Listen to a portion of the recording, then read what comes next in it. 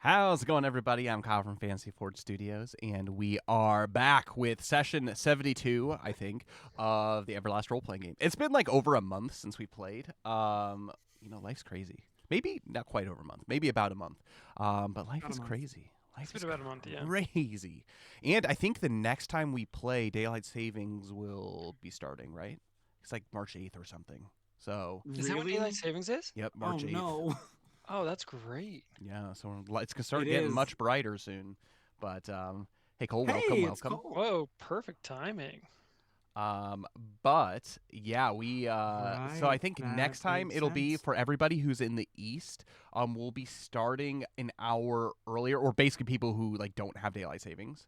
We're going to be starting an hour earlier than usual. So make sure to remember that for your schedules. March 8th. And I think, everything should be good to go. But we are technically joined by everyone today, I believe. Dane is currently in a place where his Wi-Fi is very spotty because of crazy windstorms that are happening. And so he's going to try to make decisions by typing in chat. But we are joined by everybody else, which is very cool. So I think we need to fight a dragon this session. And that's part of what this session is going to be. Between Cole's hat and my hoodie. And that's part of what this session is going to be, is making decisions about what's going to be going on. What are you guys doing next? As we are really kind of on like the downhill slide of basically this adventure and wrapping it up. And so because of that... Are we actually going to level up soon? You guys have to do what you can to defeat some big baddies here. It's going to be a boss gauntlet coming up here soon. So you got to make sure you're prepared for that. That's not terrifying. It's not terrifying at all, no. But let's go ahead and have you guys introduce yourselves, starting with Max. I'm Max. I play Zill, the party tank, the party naive one. He's got street smarts, but only kind of. He has no book smarts. He is a blacksmith. He hopes to become the world's best blacksmith, and his retirement plan is to be a miner. Because, yeah, that's a light work. Compared to the life he's lived, it is. He's got a pet mouse named Waffle. He's got a collection of nicknames. And he's really good at getting hit. Also, we recently found out he is one of the only people in Everlast that can destroy void crystals. Once he finds out how to. He'll have the ability someday, but... Yeah, no, Zill is definitely the party tank, and he does what he can to protect the party, going everywhere, whether it's swimming in the ocean in a full set of plate armor or throwing himself in, getting turkey legs in lava. So that's fun. Forgot about that. Max, is he, when he retires and wants to become a miner, that's an M-I-N-E-R? Yes. He doesn't want to become younger. You're right. He doesn't want to go to Neverland. If he was, if he was become a prospector, but if he was going to be the other kind of miner, I was going to ask him how he was going to do that. Melvin is very invested in that. How do I not be a grouchy old man? He's like, tell me your secrets. There's lots of all kinds of mana in this world that can make me younger. What? But yeah, that's that. Anything else to describe about good old Zill? He is emotionally attached to his armor. Yes. And physically attached to his armor most of the time. Can't pry that off his body. He's got to be dead before that happens. Cool. Our next character is Luxalia. Hey, how's it going? Good, good. Can you hear me all right? Yeah. Cool. Hi everyone. I am Cole, and I am playing Luxalia of the Silverwood, which we haven't been to yet, but it's a cool place. Pardon the different setup. I'm in a new place, we bought a house, so that's cool. Yeah, that's so exciting. Congratulations, by the Yeah. way. Yeah, but all this stuff is in boxes, and my wife is currently using the office. So here we are in the dining room. There you go. It looks nice. You got a nice picture framing your. Yeah. Yes. Yes. Classy. You can't tell what it is, but it is beautiful. Looks And like a Jesus supper. is there. Yeah, Last Supper from Hobby Lobby. I'm sure Hey, y'all know nice. it well. Kyle does for sure. I do. That was hanging in my office yeah. for 4 years. Yeah. Anyway, I play Luxalia of the Silverwood, and she is the healer of the party. Also like the tries to be the conscience of the party in a lot of ways as well.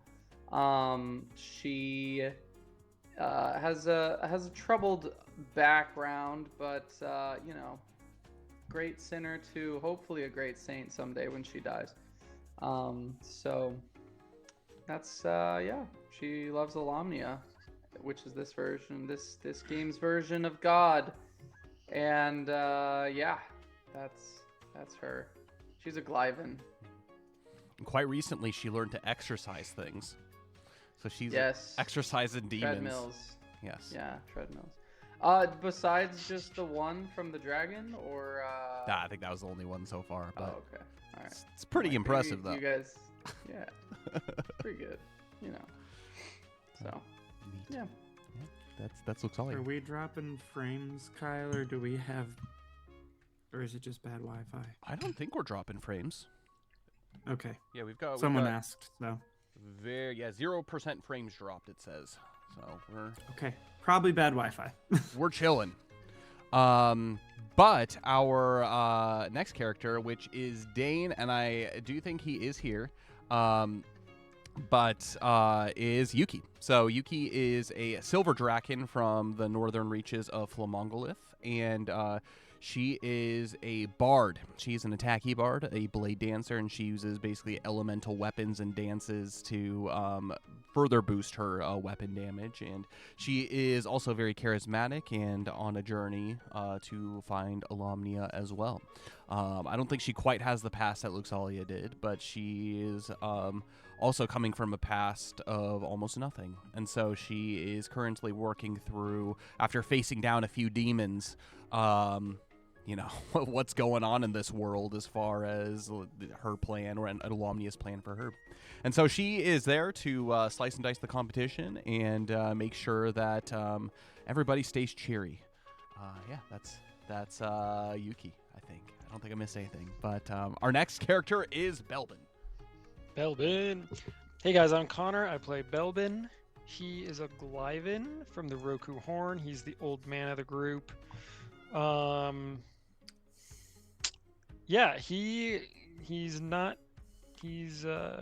the saying go?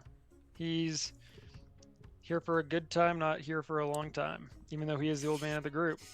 But he adds a little spice to the group. He gets himself into trouble. I think he just got himself at least neutral and out of misery. So He did. He has a sword that used to talk to him, but now I don't think it speaks to him anymore because he's not miserable. Let's see, he's a wealthy man compared to the rest of the group, but secretly wealthy. Yes, people don't know that. So he's a simple guy. He doesn't like wearing.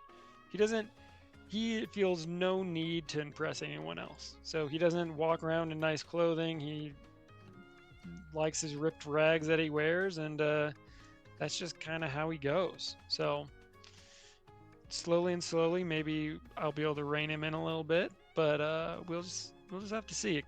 You're always on this little wavy path of life. So he's made some pretty good decisions as of late, saving people's lives in the middle Shockingly. of the night and all kinds of stuff. So, yeah, he's kind of on a little bit of a redemption arc here as well, which is we'll see. Yeah, we'll see. See how long it lasts. He was on the verge of kicking people off of the boat. The refugees off the boat to be like, all right, I guess I'll go save a few of them. So, Yeah. it's good. It's all good.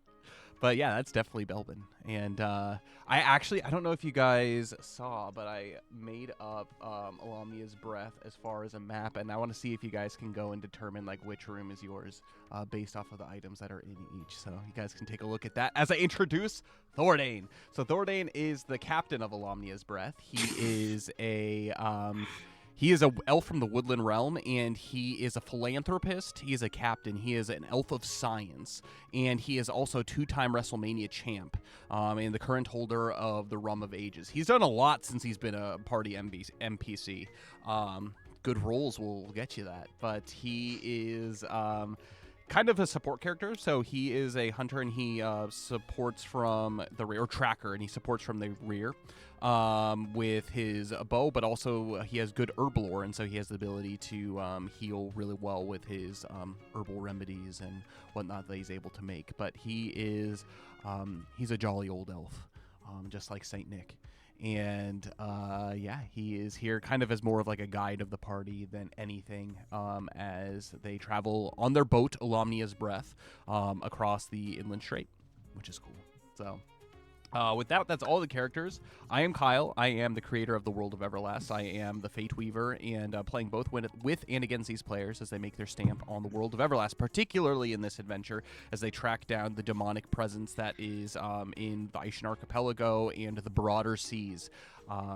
Yeah, there's lots that's going on. This game is currently in the making, so don't use it for your own personal stuff, but to make sure, or to sell it, but feel free to use it for your own personal homebrew content as well, because we want you to be able to enjoy the game of Everlast.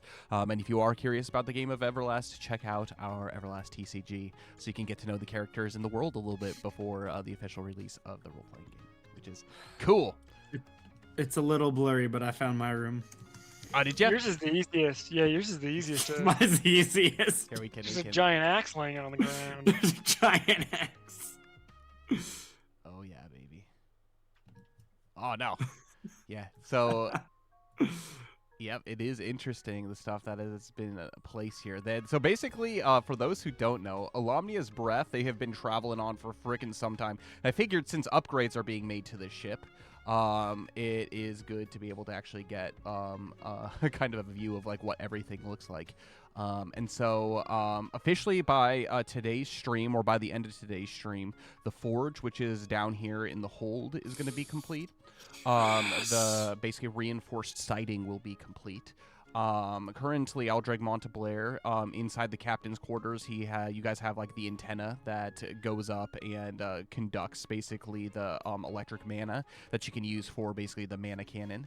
Yeah, got all kinds of stuff. The mess hall, which is on the lower deck here, all of your guys' rooms, the medical bay, which is at the back of this center ship, and then the hull. So down here is going to be your treasury, your storage down here, toilets for the crew, and wash areas.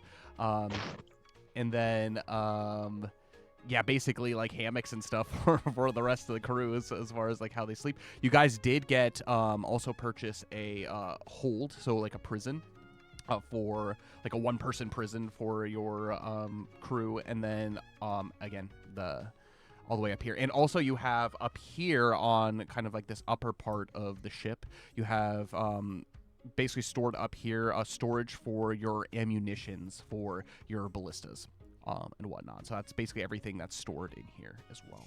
Nice. Thordane's room, currently Horatius's room, and then your guys' rooms down here. This one here was Princess Mila, but currently she's not on your ship anymore. Nalathir is here. He's chilling. I believe this is Belbin, this is Zil, this is Yuki, and this is Luxalia. Can I ask? Is there a head on Belbin's desk? I was gonna guess this was Belvin's, but just by the boots. Was that what was supposed to give it away? Yep, the boots, the brand new boots that you ended up getting. Yeah. Let's take a look. Is it a head? Oh, it's a chicken. bag? It's a rotten chicken. Of course it is. It's food.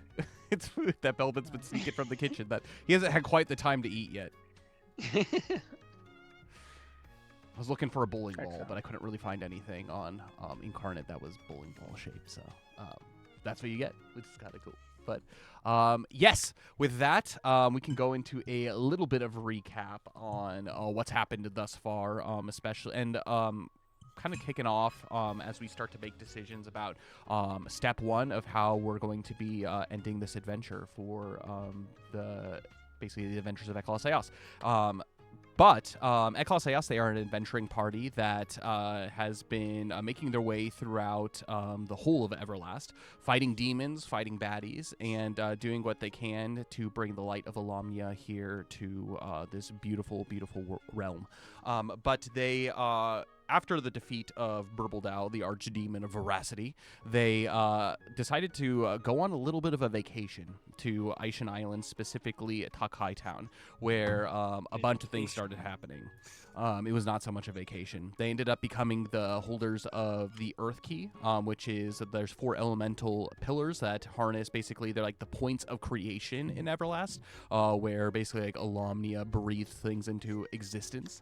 And the Earth Pillar was being attacked by an earth elemental and cultists, and they were able to defeat them and become the holders of these key, thus indoctrinating them into a basically like the secret order that is the protectors of the different pillars. So they have visited Flomberge, which is the Draken City on Aishan Island, with King Nalgora Cragheim, who is the defender of the Flame Pillar, where basically Aishan Volcano is, and then they sailed all the way to King Ferrand of Feshenfey, to where the Sea Pillar is, basically around the bay that the Feshenfey basically city is built, all the way to find Aldreg Monteblair, which they haven't visited Skyspire Island yet, but he is the holder of the Sky Key for the Sky Pillar.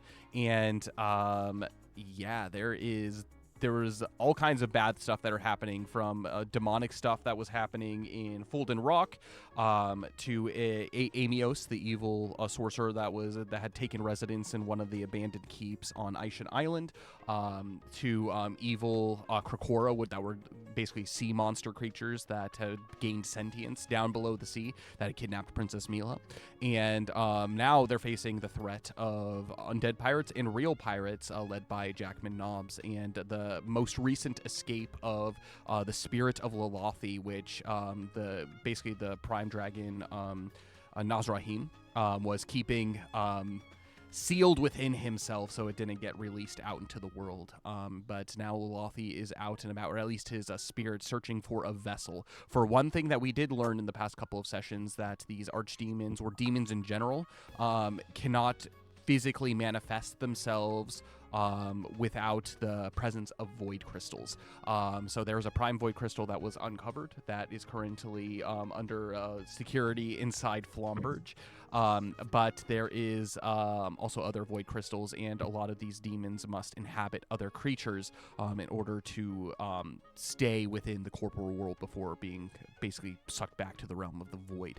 And so they require that kind of power and the essence of that life to be able to stay.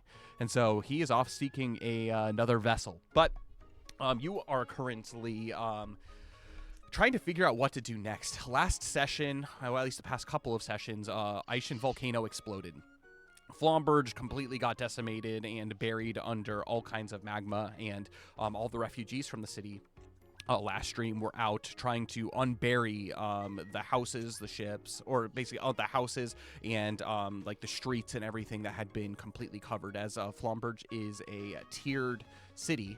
A big majority of it got covered with lava, and so they're hard at work. But last stream, Belbin and Zil made their way down to the main keep and were able to undig the entry and figure out what was going on with King Nalgoric, and they did a great job of going back to Alamnia's breath and removing the poison from the fumes that they were breathing in to save the life of King Nalgoric Cragheim.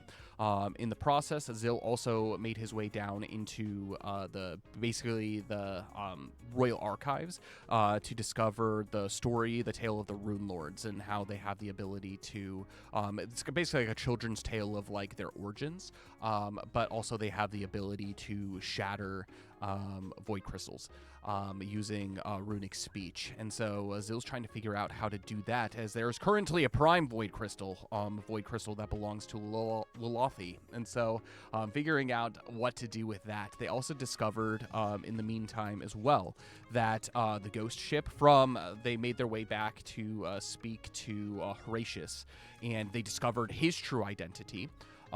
Which is essentially he is an ancient elf that has lived far longer than any other elf, and maybe that has led to some sketchiness. Maybe in the past as far as like what his true identity was to Eclaas, but he most recently revealed that he was the holder of the celestial bow, which he used to seal Ragnik hundreds and hundreds of years ago below the sea. And that the only way to destroy the ship was to destroy the void crystal that was currently animating it inside the captain's quarters on their ship, on King Ragnik's ship, or the Pirate King Ragnik ship.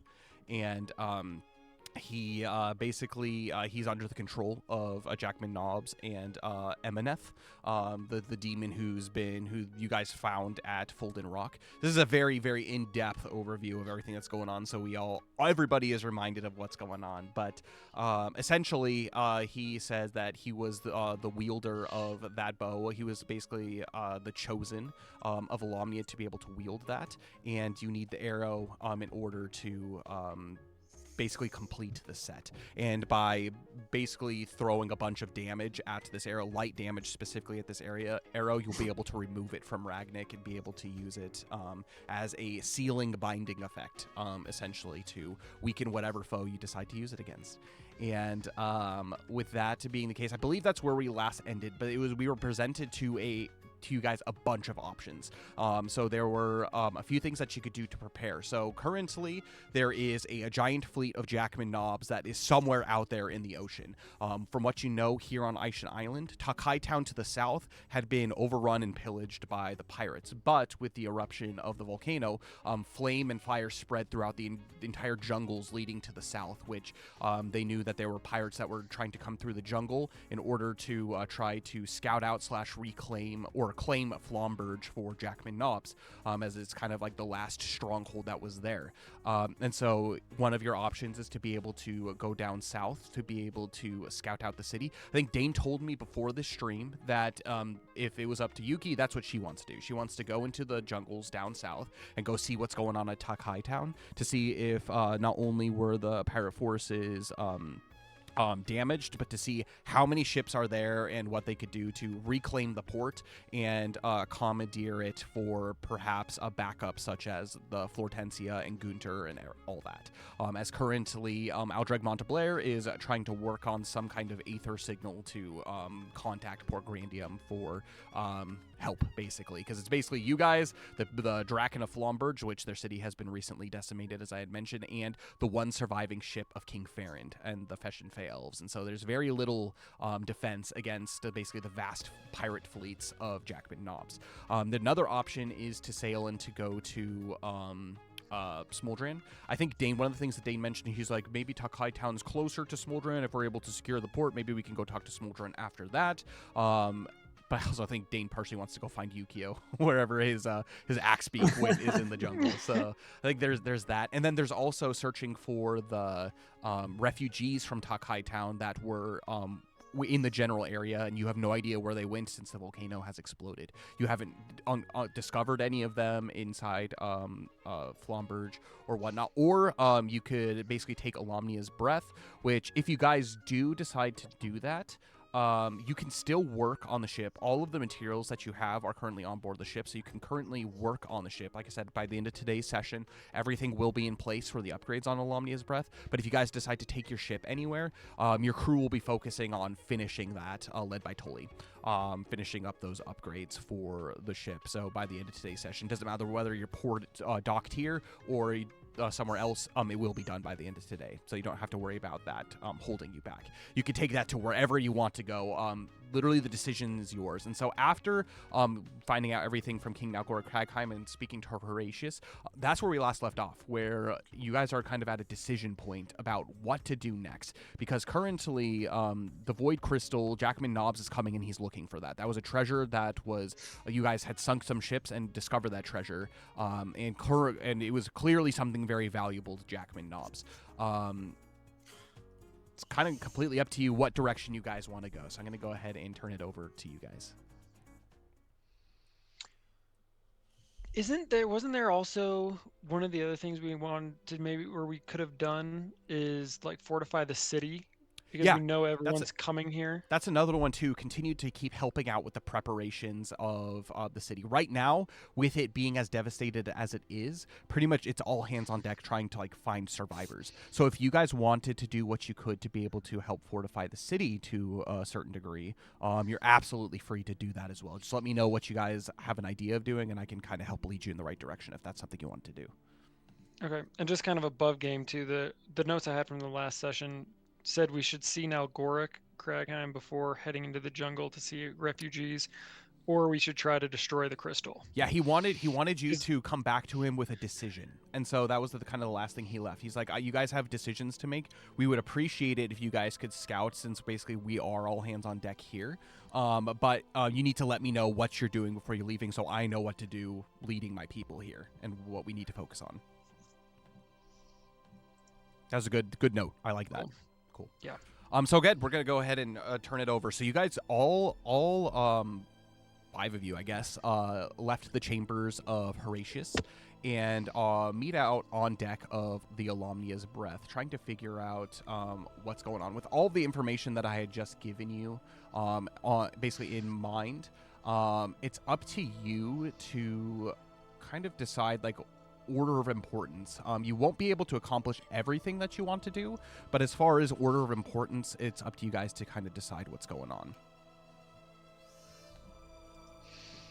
Yuki steps up and she says, I don't know about all of you, but I really miss Yukio and I'm really worried about him. We should go into the jungle.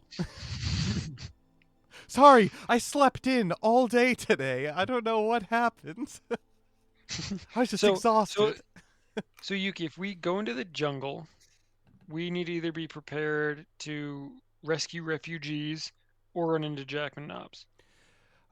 I don't know if Jackman Nobbs is necessarily here on the island. Last we heard, it was just some of his like fleet were here to take the town. I think we found out that Jackman Nobbs was on Skyspire Island, but I'm not sure. Right. Well, and I guess I'm just saying we need to either be prepared to battle people or to help people. That's true, but isn't battling also helping? I'm gonna battle you, and we'll see how much it helps. Don't worry, it's okay. You need to just be peaceful. It's okay. I don't know. I think I'm fine with going into the jungle. So what you guys do know is much of the jungle, probably the terrain is going to be quite a bit different from what you had initially saw. Like the vast majority of like the area that's like closest to the volcano completely disintegrated by the lava flows from the volcano. And so traversing it won't be just like so easy as just like casually walking through the jungle. It might be smart to take Thordane along for some kind of travel guide stuff. But from what you remember last time, from basically Flomberge to Tuck Hightown, if you guys are moving at a good pace, you could get to basically to and from with like the difficult terrain that there is, probably within a day and a half of just constant travel. If you guys are just going like on that main path, if you want to go further into the jungle trying to find like the paths of other people, it might take you longer, depending on whether you want to go to Tuck Hightown or search for refugees. I know, Zil, what do you think? Because you were pretty dead set on having a date with this void crystal. Yeah. I mean, after talking with King Nalgoric, I could give it a try, but I don't know if I'm capable yet. So, yeah, I don't quite know what that would even take to destroy it, but it's definitely something I can keep looking into. wherever we go, as we're pursuing our other goals. What would you guys want to do? Would you want to go into the jungle, or would you want to stay and try to fortify the city?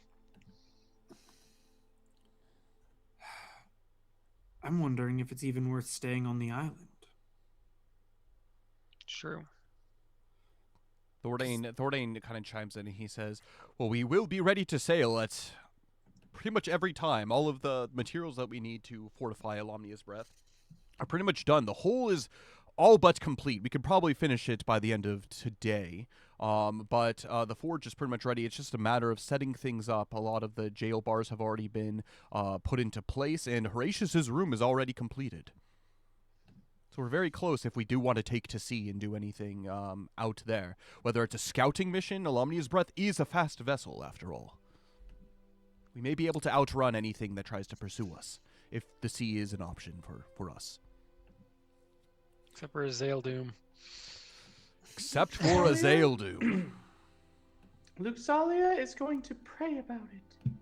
Go ahead and make a piety skill check for me. Nice.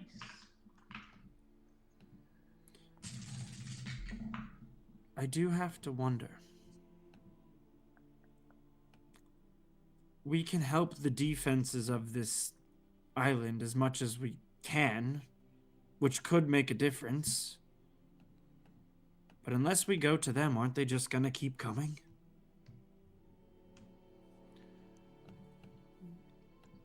The classic offense is the best 14. defense strategy. It's true.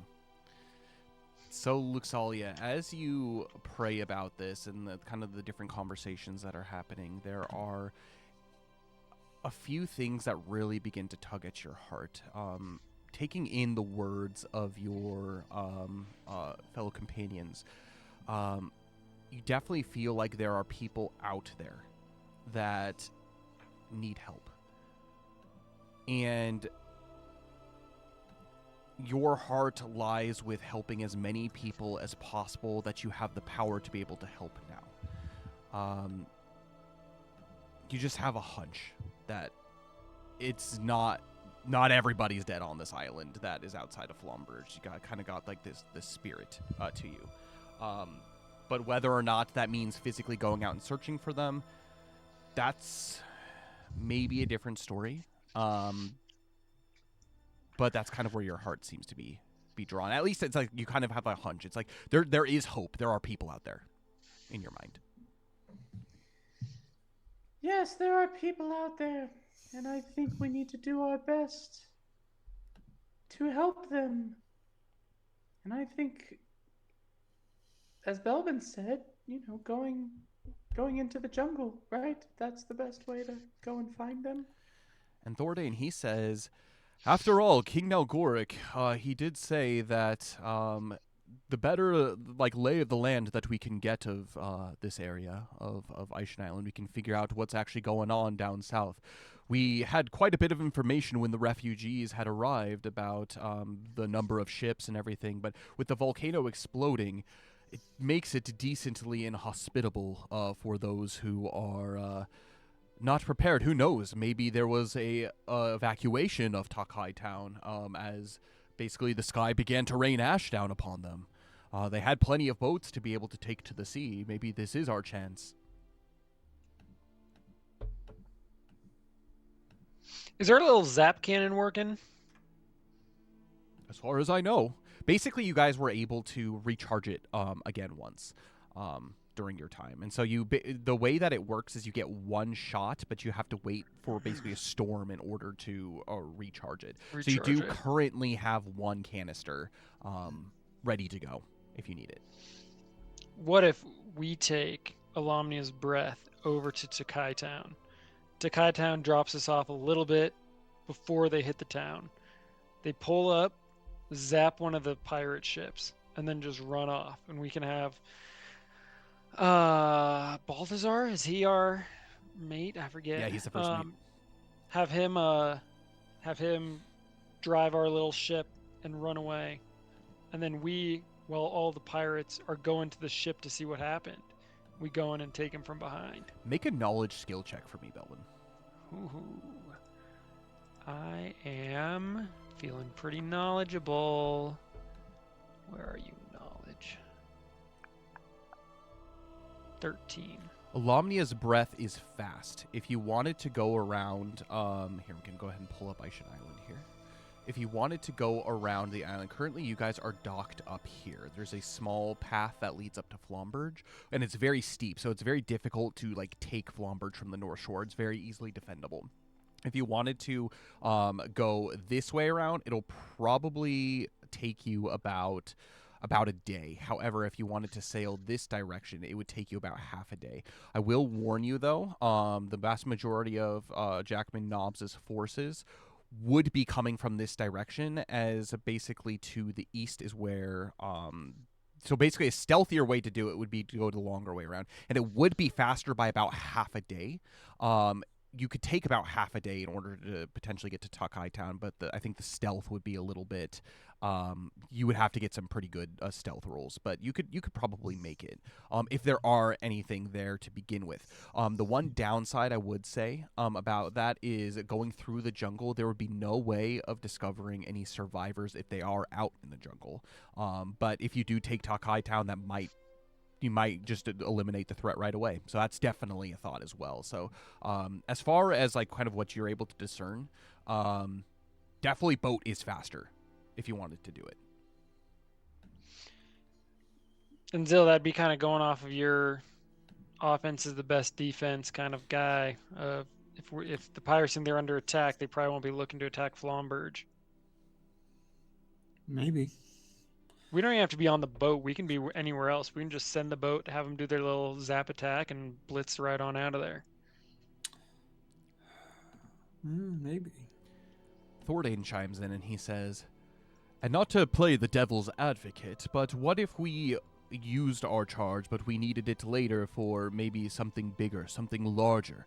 I know we can't use it against Ragnik's ship, as it is indestructible until that void crystal is taken care of on board. But what if we do encounter Jackman Nobbs? Don't you think it would be better spent at his ship while he is there on it, or just taking out one of the ships that are docked? I think from what we were told there was at least 13 ships that were docked down there last we heard. I don't think that this is like a blitzkrieg. We're not trying to get a quick victory out of this. It's just kind of more of a distraction. Do we still have the necklace that creates lightning? We do, yes. Yeah, Luxalia has that, I believe. So couldn't Luxalia just use it to recharge it in a pinch if we need to? She could. Or we could pray for a storm. Mm-hmm. Yeah, absolutely.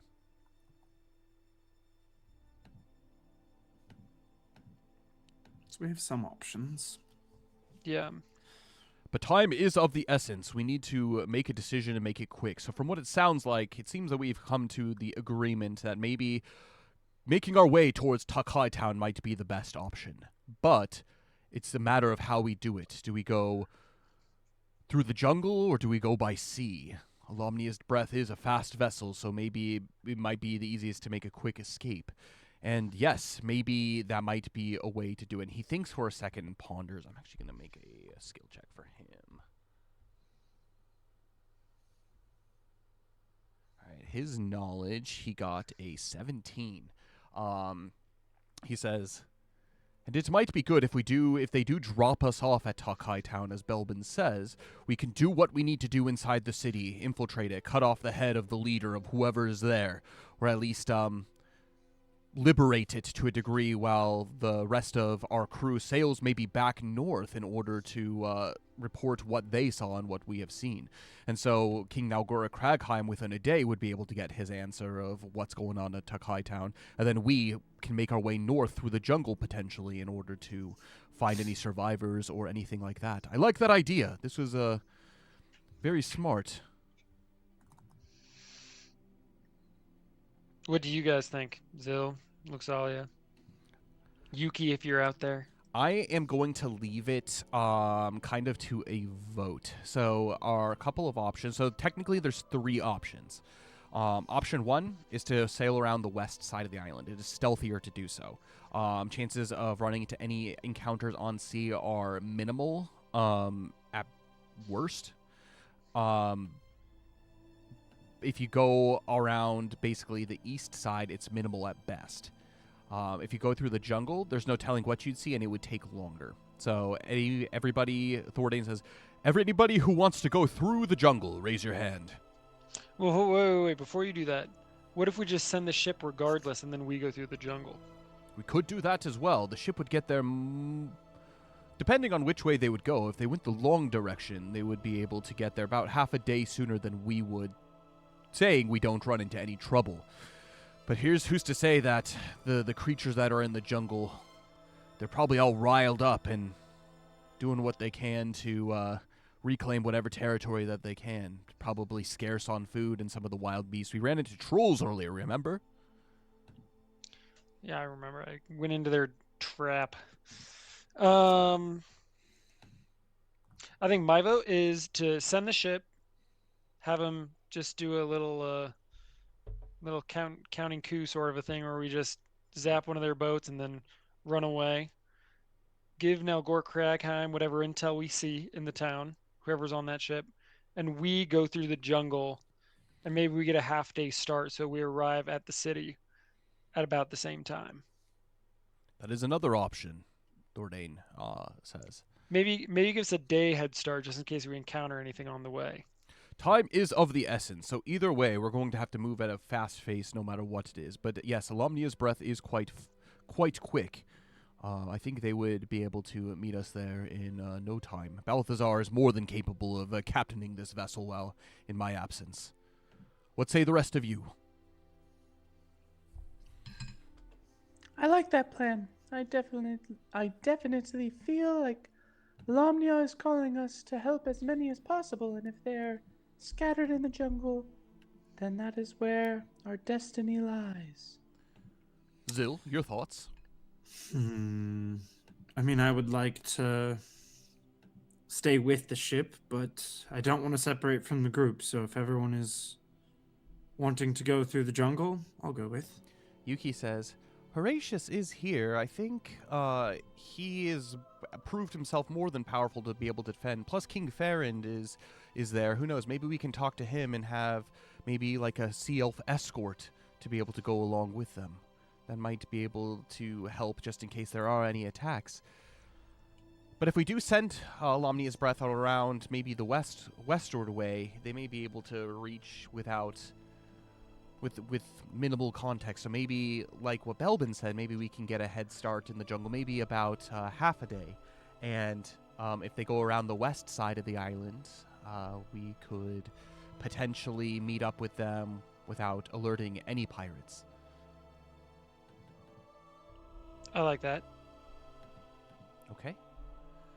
Well, we need to talk to whoever we need to talk to. I think King Farron probably doesn't need to be involved in that decision if we are sending our ship around the west. But and she kind of like thinks very like hopefully about the survivors in the jungle as well, and just kind of like trying to figure out what's going on. But you also do remember upon seeing just like the absolute disintegration of this jungle, like it might be a task hacking your way through. So something definitely, as far as like DCs and stuff, they're definitely increased at this moment as far as finding your way. So with that being the case, this is the decision you have come to? Yes. Let's go talk to Nalgoric. Okay. Right? Yep. So you speak with Balthazar about the plan. You guys are going to leave. So it is currently the evening of the day that basically everybody woke up and started to help the city. So you guys can either start right now and move. You do have to take some time to rest at some point. And so you can either start in the morning and start fresh, or you can move into the night and try to sleep for a little bit before whatnot. So you guys have to figure out that timing as well when you guys are going to depart and make those plans. So what are you guys' thoughts? I don't want to go through a jungle at night. I think it might be nice to sleep in my bed one last time. Agreed. Okay. So you guys can spend the rest of the day going to talk to King Nalgoric. We don't have to roleplay it, but you make your way back to the King's chambers and you discuss your plan. grateful for the explanation and everything, and your not only your spirit to try to clear Aishan Island of anything, but also for information. He's very grateful for that in the first place. And so he kind of gives his blessing, and he'll make sure to keep a lookout and everything for any pirates, any survivors while you guys are gone. But he bids you good luck and sends you his blessing along with that. So you guys plan on starting. What time do you guys decide to leave? You need a full 8 hours, so you guys can hit the hay early and get at the crack of dawn, or whatever the plan is for that. And then we'll basically see when you send Alamnia's breath based off of your departure time. We'll depart at the crack of dawn. Okay, crack of dawn. Which right now, so you're actually getting to kind of like the winter time during the year. You guys started here like at the height of summer, and now we're kind of moving into like late autumn in this adventure. And so crack of dawn right now is probably somewhere around 7-ish p.m. or a.m. If you want to leave a little bit earlier and get things ready, you can probably depart kind of under the cover of night for the first hour at 6. And then you would basically tell them to leave about, give or take half a day, 6 p.m.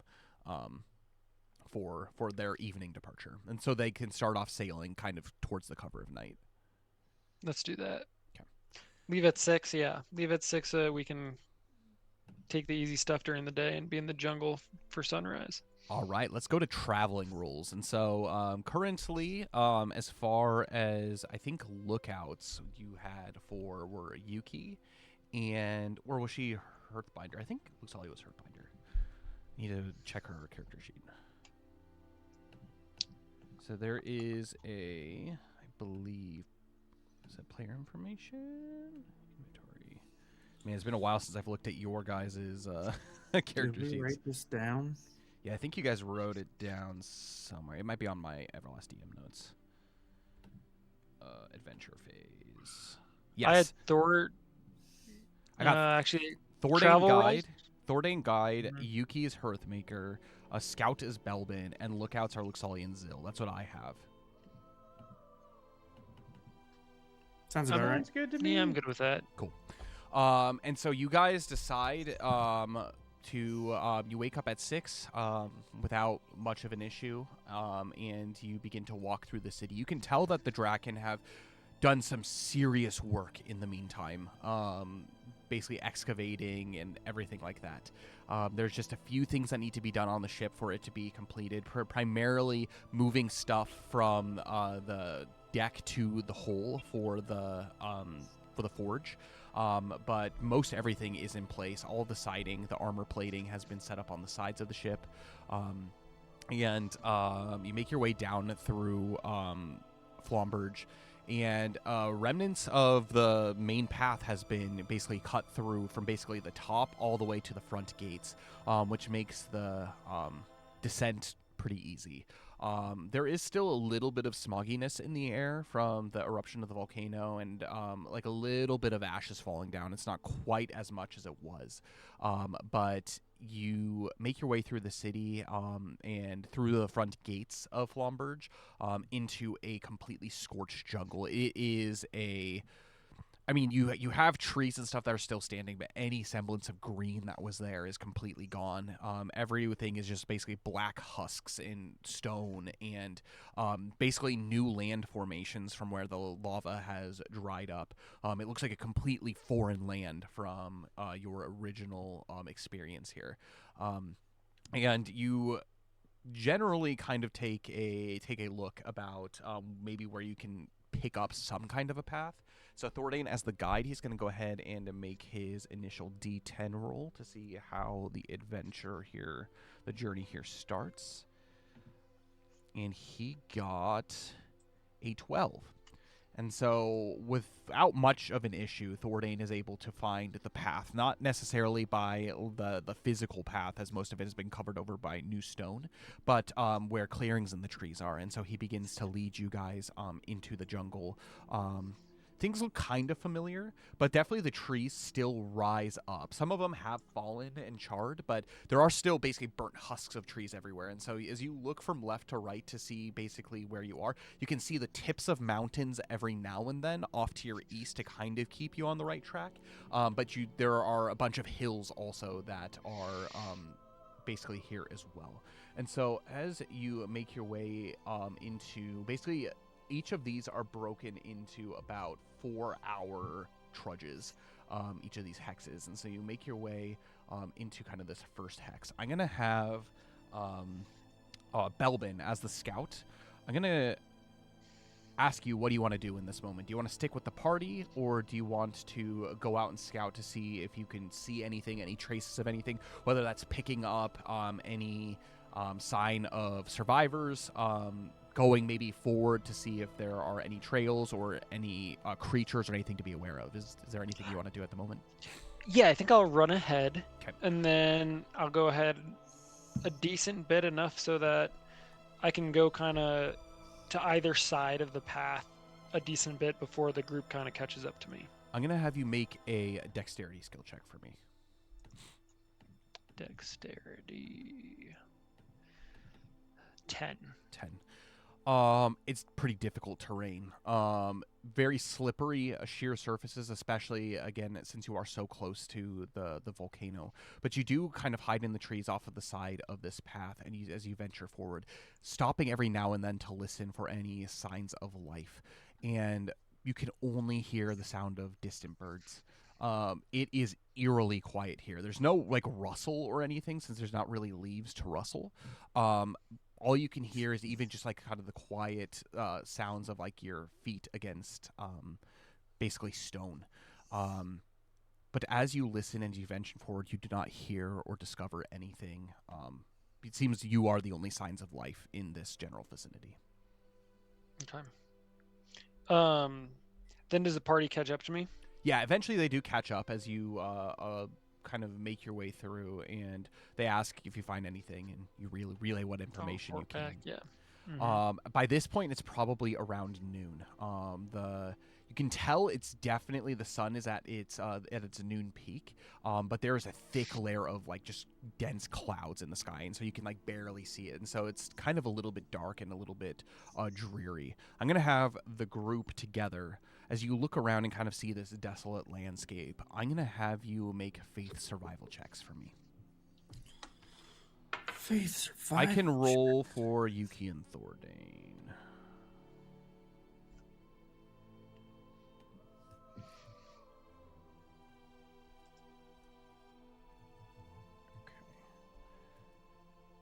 Okay. Yuki got a 6. Oof. Thordane got a 14. 13. Okay. Belvin got a 17. Okay. 15. So Yuki, she takes... As she kind of looks around and sees kind of like the scorched earth, she starts to, in her heart, begin to basically lose hope to a degree that Yukio is alive.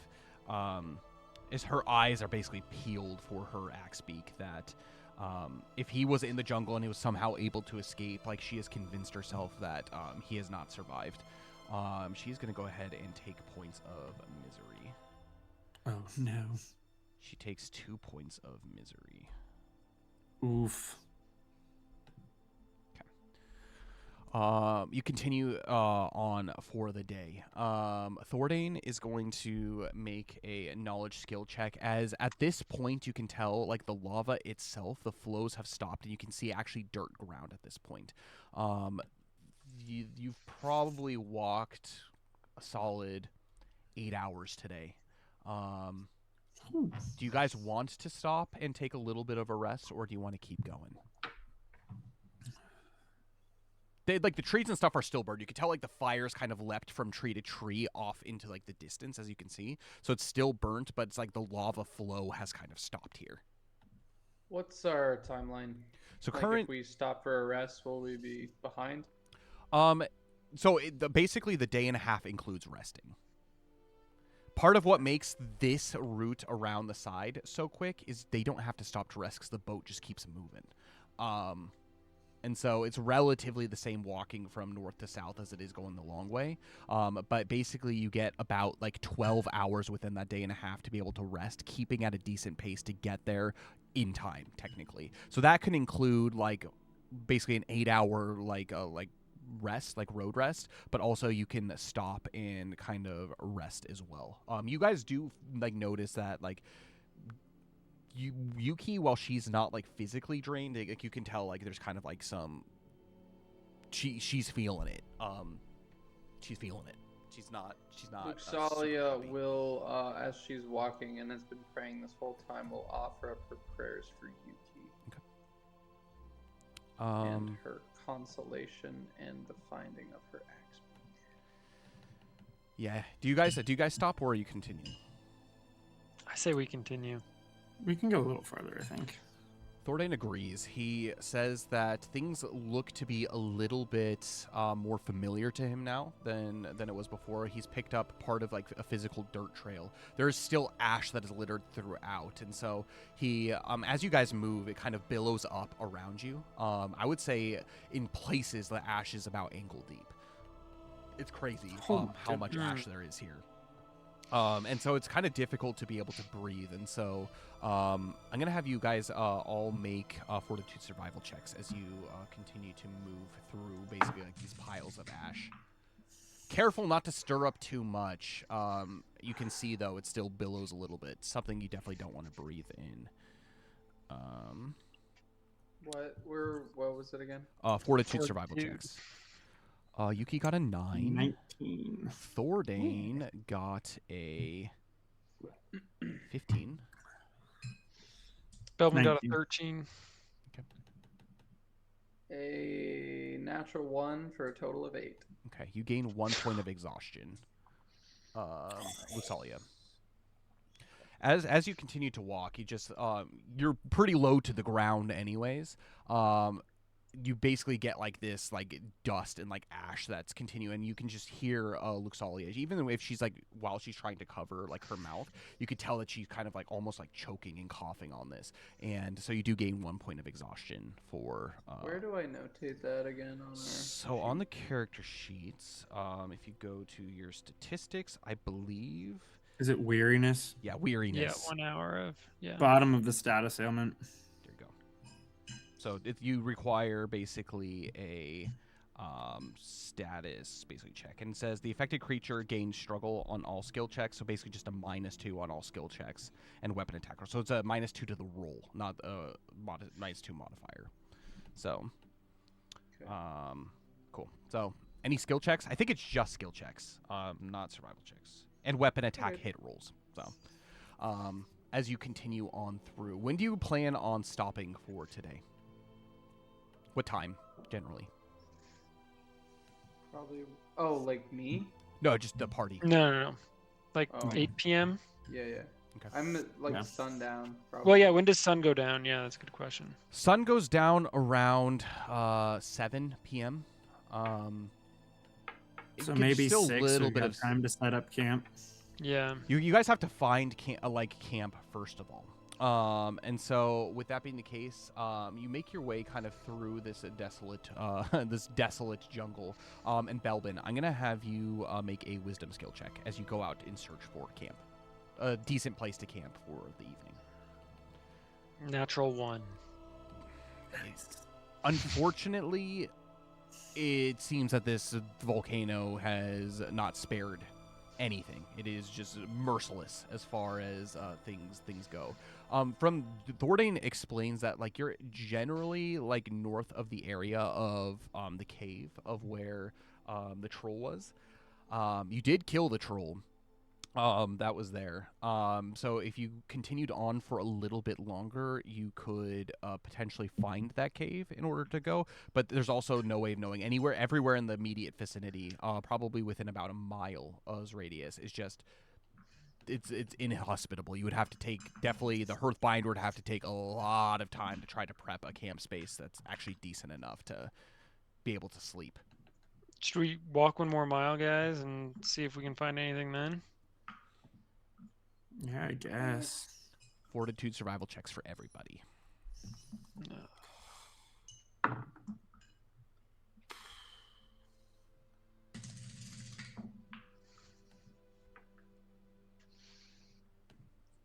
Okay. Yuki got an 18. Thordane got a 14. Belvin got a dirty 16. 17. Okay. You all press on. You're not that exhausted from the trip, other than the little bit of kind of the shock and awe. Do I have the -2 to that roll? No, because it's a survival check. It's not a skill check. Okay. Yep, you're good. And so you continue on until about a mile south. And as you continue south, you can tell like the piles of ash do get a little bit less. I'm going to have you repeat your skill check 1 more time, Belbin, for your wisdom skill check. Natural 1. You have given up hope of finding a decent place to stay. This is as good of a place as any. And part of the reason behind that is no matter where you look, a lot of it is the same. You can tell that there's maybe like a little bit of water to the east of where you are, but you're going up into the hills too. And that terrain becomes very treacherous. You have no idea what's under the ash and whatnot. Flat ground is probably the best way to travel. But you do hear water basically east of your location where you are. But it's difficult to truly really know like what's out there. So with that, you guys are going to go ahead and stop for the night. It's about 10 p.m. as you begin to set up camp. Yuki is going to go ahead and make a she is going to make a where is my adventure phase? She will make a dexterity skill check in order to try to set up camp. She's not very dexterous, but she's gonna do what she can. She's got +2 to that. Okay, good to know. Yep. So she hopefully gets a good roll here. A natural 1 for a total of a 3. She does her best. You guys are pretty much able to find a place right off the main road, and you clear a space basically of like ash and kind of like almost like snow shovel it away with whatever you can. And you set up your tents, and you're pretty much unable to like make a fire tonight without kicking up just like a bunch of ash and heat. It's already so hot. You guys are starting to get to the point where it is like the journey itself is really starting to affect you. I'm going to have each and every one of you as you kind of lay down to go to sleep for tonight. If you have rations, go ahead and eat one. I'm going to have each of you make faith survival checks for me.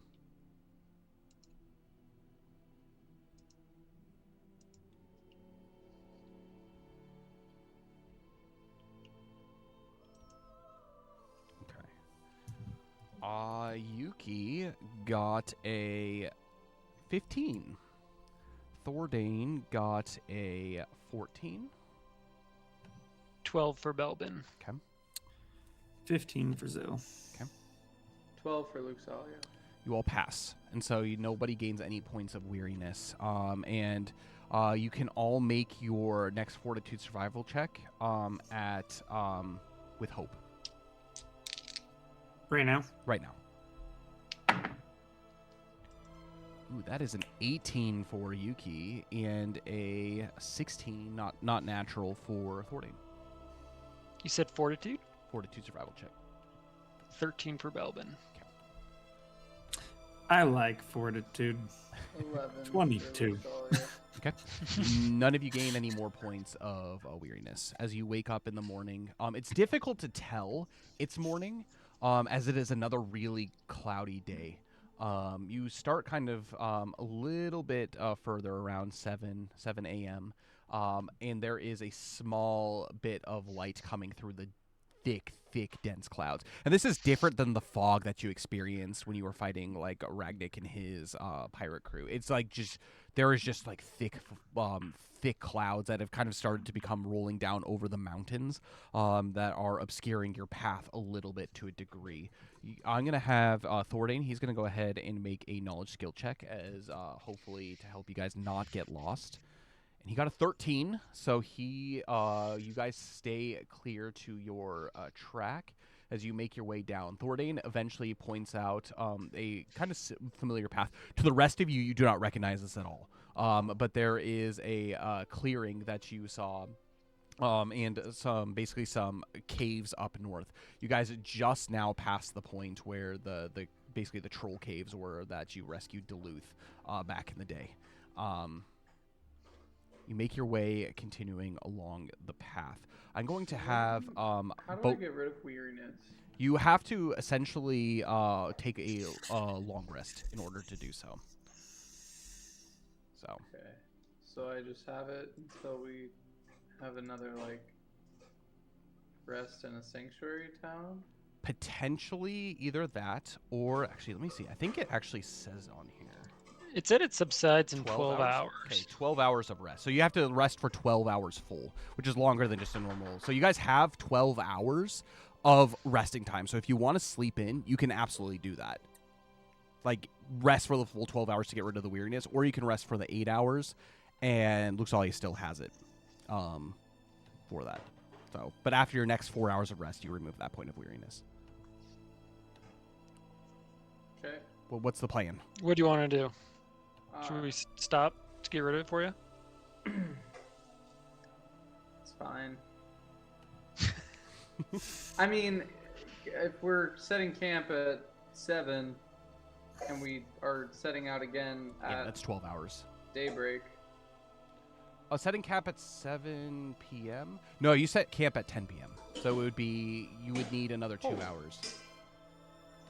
Because you guys walked a little extra further. I think we should wait another 2 hours, because if you get a second point of weariness, it takes 24 hours. It's just going to keep stacking. Right, after that it becomes pretty... Which is fine, because I think Yuki, as she wakes up in the morning too, like she still kind of has like that kind of like sadness there as Luxalia sleeps in. Everybody wakes up kind of in their own mental timers, but you see that Luxalia clearly is tired, and so you let her sleep. Zil, I'm going to have you make a wisdom skill check as a lookout to see if there is anything, if you can hear anything, any calls or anything like that. Wisdom 11. So what are you doing this morning in the 2 hours that you are you just kind of like hanging out, packing things up? What is your plan for these next 2 hours as you kind of keep an ear out and listen? Do you plan on like kind of scouting around the camp, just like hanging out in the camp waiting for Luxalia to wake up? What's the deal? Probably just kind of like pacing around while sharpening an axe or something. Okay. You do so. You kind of wander a little bit away from your initial campsite. Again, it's silent, nearly silent. But as you continue to walk, you start to kind of kick up some of this ash that is gathered off the path. It's not ankle deep anymore. It's probably just a little bit of a dusting on the ground. And you make your way and you sit on a rock. You can still see the camp. It's within sight of you as you continue to sharpen your axe. Everybody, pretty much the only thing you can hear is that scraping in the process. And Zil, with your 11, you look around and you see that it is a relatively cloudy, peaceful morning. And you finish sharpening your axe and you look down and you see that there is a large pile of ash, but you can see something underneath this pile of ash. It's kind of in an irregular shape. I just kind of give it a nudge with my foot. A little bit of dust or this ash kind of flies off in all directions, and you see that it looks to be the edge of a blanket. I'm gonna kneel down and kind of start brushing it off a little more, but slowly, gently. As you do so, it doesn't feel like anything is soft under this blanket. Almost like it's definitely not a body. It has sharp edges and all kinds of stuff like that. And it definitely is not body shaped, and it probably is kind of like a small like pile. You can tell that there's kind of like some long kind of cylindrical like shapes. There's not sharp but like hard corners as well that are here. I'm gonna take the blanket off. As you do, you see what looks to be a bunch of camping supplies, almost as if whoever was carrying these were on the move at some point. But that tells you a number of things, potentially. They're either in the general vicinity, but that brings up the question why they wouldn't have their stuff with them. Maybe they're coming back. Maybe they're out scouting. But from what you can tell, as far as the ash goes, you don't see any footprints around in the immediate vicinity. But again, it still is raining a little bit of ash. So potentially it could have covered things up. Or these were abandoned prior to the volcano's eruption. That's kind of what you're thinking as well. Meaning that this is some kind of sign of life, but whoever left these were clearly on the move. You know this jungle. It's pretty uninhabitable. Or it is a stash for someone who would come back to it later. I'm gonna grab what I can carry. Okay. And like just kind of take it back to camp. So there's like about 3 shovels that are in here as well. Well, three shovels. There are 2 backpacks which are mostly empty. They have basically some medicine type stuff, such as like bandages, some herbs and whatnot as well. They seem pretty dry, like dried out herbs. Thordane might be able to do something with those. But also, you see all kinds of like rolled up bags, 3 bags. So it looks like these belong to 3 individual people. It's 3 sets of pretty much everything, but just primarily camping supplies. You take them back to camp. And again, everybody can kind of see you from your current position, but you gather it all up and you bring it back. Guys, take a look at this. There might be someone out here.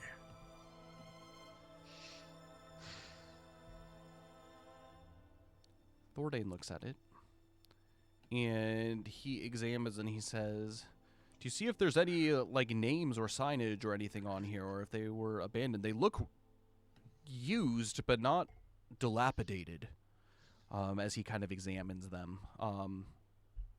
They don't look super old. They're not like rusted or anything. Definitely recent, but it's hard to tell how recent with the ash. They were fully covered, but they could have been left here last night and been covered. 'Tis true. It's a good thing we have these tents, isn't it?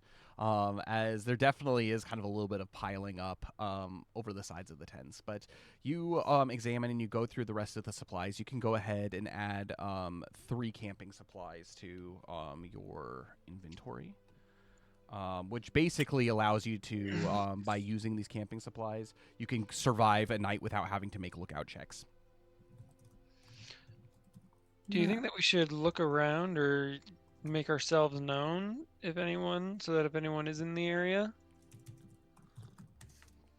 I think Belbin did a good job, or I think Zil did a good job of that with sharpening his axe. That was all I could hear this morning. What a racket. Hello, we're here. Yeah, I'm going to actually, if you guys want to look around and try to make your presence known a little bit, there's about an hour left before Luxalia wakes up. You can do so. I'm going to have you make charisma survival checks as you do so. Charisma. Oh, that's a nat one. I think Yuki's pretty good at this. That's not one we use very often. It is not. Nat 1, Oh, which boy. would be 7. This is so basically this is going to be working as a group check. So there's 4 checks that are made. At least 2 have to pass. Non-natural 16. Okay, so Thordane got a natural 16. Whoa. And Yuki ended up getting a 20. With that, you begin to kind of search the area, calling if anybody is out there. Zill, you're literally just like, you have no idea what you're doing. You're kind of more preoccupied of looking for like abandoned stuff than trying to find people. Belbin, which direction do you want to go from camp? On the map, probably east, kind of towards the lake. Okay. Yeah, I mean, he doesn't know there's a lake there, but I do. Okay, perfect. Yeah. You make your way kind of into the hills a little bit. You can tell it's definitely flatter in this area, not quite as hilly as towards the volcano. And you begin to search. You call out while still trying to remain stealthy and hidden to a degree. You do not find anything in your direction. Thordane, he makes his way. He's going to go ahead and kind of backtrack a little bit towards the kind of cave area where they found. And he makes his way to the cave entrance, and he doesn't call out, but he kind of uses, I think he's got night vision, and he looks into the dark, dank cave, and he focuses his eyes, and it still reeks in here. You guys, there was like that big larder and stuff that was there, and so if there was anything that was living here, probably not, but who knows, maybe there was something hungry enough or starving enough to go in. He doesn't have to make a stealth check because he got a nat 16, but he's gonna go ahead and creep further into this cave. His eyes begin to adjust to the light, and he hears what kind of sounds like trickling drips, which is interesting as it kind of echoes. He makes his way. So if you remember the way that this cave was shaped, it kind of was like there's like the central, and then it kind of like U shapes from there. There's 2 paths. One of them is where the trolls slept, and the other one was the area where basically their larder was, where they would keep all of like their nastiness. He listens in both entryways, and the west one, where the trolls sleep, is where he hears the dripping. And so he goes and he follows the sound all the way to the back, and he sees that someone had been here. There's nobody here currently, but there is what looks to be a keg that is propped up basically on a rock, and basically the spigot wasn't completely sealed all the way, and so something is dripping out of it. He reaches down and he puts his finger underneath and he tastes it, and it is not alcohol. It is actually a beer keg that has been filled with water. Perhaps this is a place where shelter had been taken, but he doesn't see anybody at the current moment. But as he looks around, he finds what looks to be a set of armor that has been propped up here. And he looks around, and on the floor he sees all kinds of basically footprints of what looks to be, he's going to go ahead and make a knowledge skill check, 2 or more people that were here, but there's only 1 set of armor. And he sees that these footprints barely go in and out. And some of the ash has been basically blown in here as well, kind of partially obscuring that. There were people here, and they were taking shelter, but it seems that they have abandoned. And for some reason, they left a set of armor here as well. It doesn't look it doesn't look very nice. It's probably it's like a Eclaas, but it seems very damaged and very well traveled, like almost as if like it has seen combat but hasn't really taken repairs. Or if it's been repaired, it's been like botched. It's not a very nice set of armor, but it would fit basically like the average size man. It's not small for like kids or any other smaller creatures as well. So Thordane, he looks at it, he decides to leave it, but first he's going to see if there's any names or anything that are written in it. And so as he searches the armor, he doesn't find any markings of anything that's there, and he decides the smell's too overbearing to go into the other area, and so he is gonna make his way back to camp. Yuki, on the other hand, she's gonna take the initiative to go kind of more like southeast, more towards the Duluth camp area. Not quite all the way there, as it's a little bit of a trot down that direction, but she is going to go generally into that area. As she doesn't call out, but she takes her harp and she begins plucking at it. So it's kind of like blends in a little bit with kind of like the nature noises, but it's definitely, there's like a clear kind of almost ethereal sound to it as she continues to play it. She walks for a bit. She is gonna make a she's gonna make another wisdom skill check. She got a nat 1. Gosh, all the nat 1s for her. It seems pretty empty. And she's not so much focused on it. She's more focused on the music as opposed to like trying to find anybody. This is the kind of the moment that's more soothing her soul than anything. And without finding anything, she's actually going to take 1 more point of misery. No. Yuki. But she eventually does come back, and everybody explains what they saw, what they found. Thornton, did you take the keg of water? Seemed like there wasn't very much in there. I did turn it off, just in case whoever needs it. I've got a completely full, well, more than half full, water skin, anyways.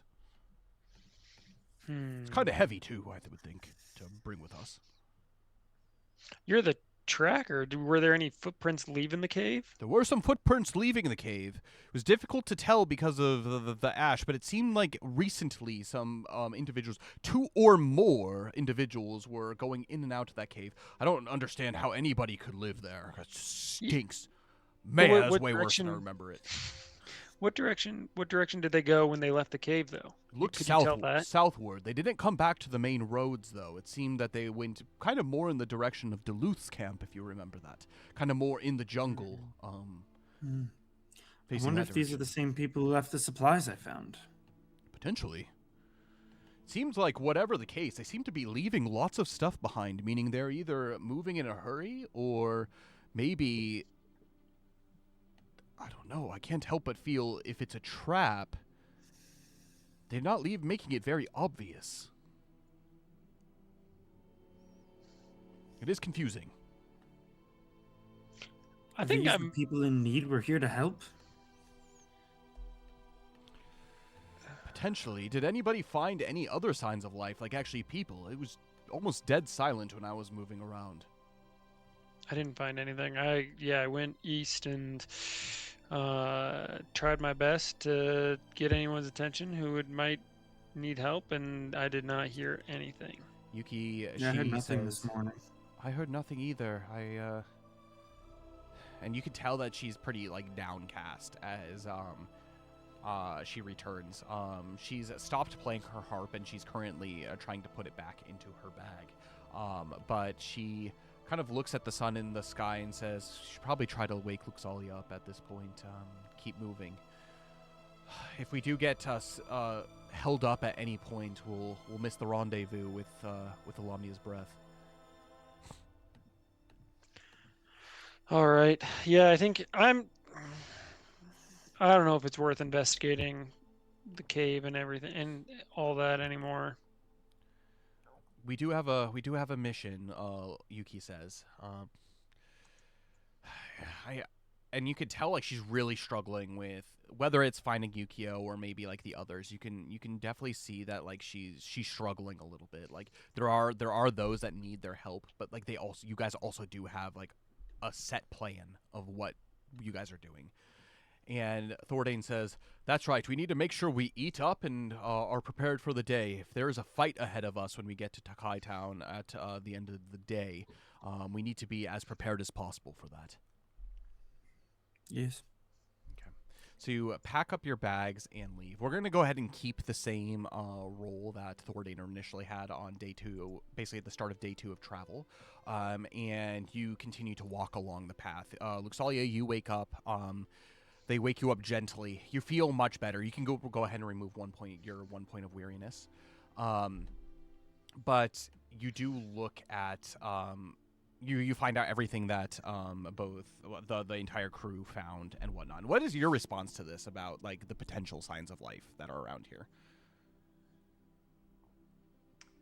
I mean, they're sparse, but I'm also hopeful because I prayed about it.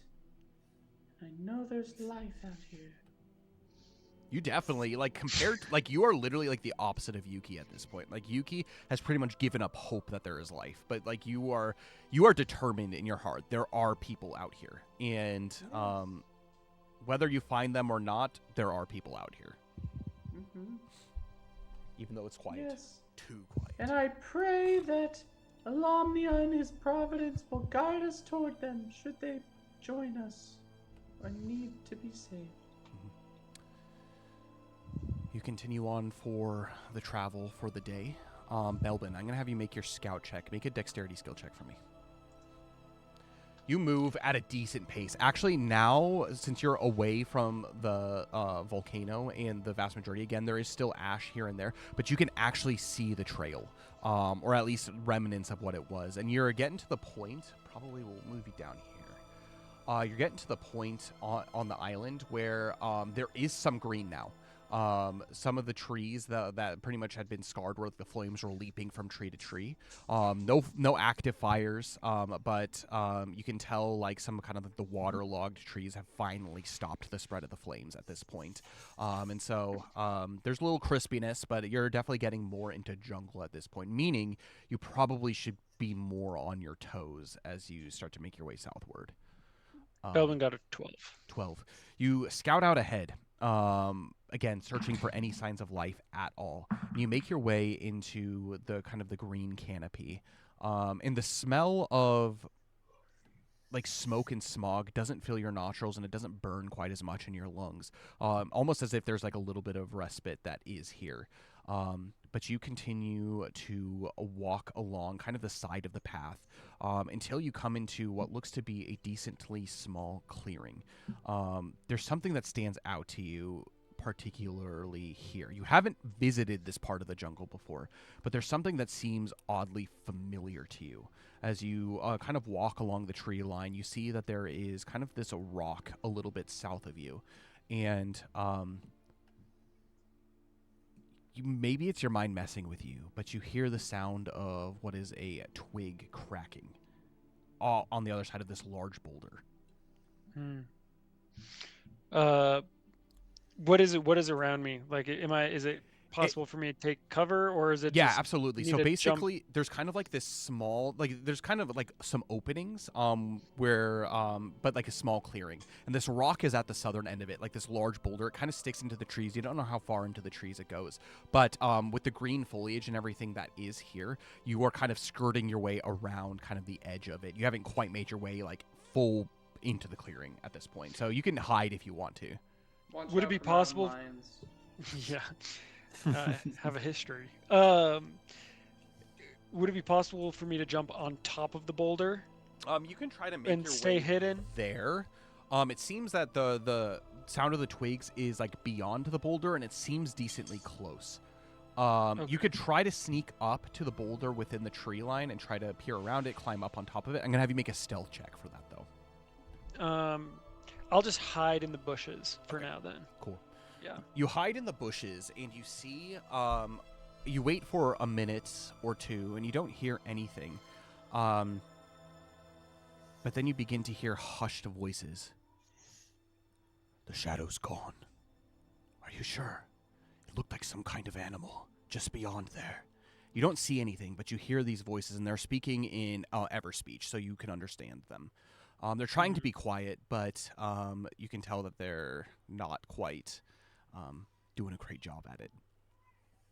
I'll retreat a bit. Okay.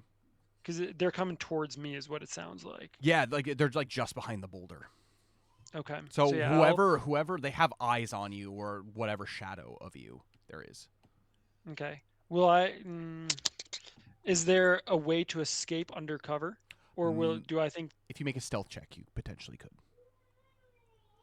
Because you're going Okay. back into the jungle. You know, again, you've never gone into the clearing. You don't have to cross the clearing at all to get back to the party. Right. You're just retreating back the way you came. Okay. Yeah, I'll try to make a stealth check Okay, make a to stealth check. retreat back, but still, I still want to see who it is, see if they're good or bad, and all that. Yeah, absolutely. So So kind not of like watching, flee. but like... Yeah, not flee, but stealth will be a 5. 5. As you continue to creep through the brush, you don't do a great job of hiding yourself. It's kind of more... You're focused more on trying to figure out who made the noise as opposed to, like, trying to retreat. And you do cover yourself back, and you hear kind of a... Not a whisper, but kind of more speech. There! I saw it! 2 large ears moving in the brush. Prepare your weapons. They seem to see you. Yeah. I am You can just get the heck out of there if you booking. want to. Yeah, no, I am booking it Agility survival far check. For me. deeper into the jungle. Yep, agility survival check. Agility. You have been discovered. You have been caught, but this is more of a matter as if they're able to follow you through the jungle. 17. Sorry, 17. 17. Yeah. You do so. You flee. And you're not really quiet about it, but you're quick about it. And probably about 30 to 40 minutes of just straight running pass before you make it just completely, like, breathless. You make it back to the party who are just kind of casually wandering along the path. And you are in a huff. Yeah. I was like, guys, there are people over there. I don't know if they're good or bad, but they are hunting, and we're hunting me. Did you try reaching out to them? We kind of stumbled upon each other. They saw me. Did you see them? Before they were behind a big boulder. They saw me or heard me, and then I heard them, and they started creeping closer, and they were talking about getting their weapons ready and seeing something, and it looked like an animal, and they were talking about me. So I did not stay there. But if we want to go that way, we could go and see if they're good or bad. But I could not tell. I couldn't tell. And I wasn't sticking around to find out when they were ready in their weapons. Yuki, she pipes up, and you can tell like there's actually kind of a little bit of hope in her eyes as she says, did they sound like pirates? They did not say R. I see. And she kind of like leans back like on one of the trees and begins thinking. She's going to make a wisdom skill check. Based off of the information that you had given her. And I'll tell them everything like that. They were speaking in She got common 9. speech and all that. She says, that is curious. They seem to be either hunting if they were approaching you for food. Potentially that could mean survivors. And they didn't say are. Maybe we can... And she thinks. This is the first sign of life that we've seen, but we also can't be distracted too much. But if it is pirates, it would be a shame if they were able to get around on us and surprise us.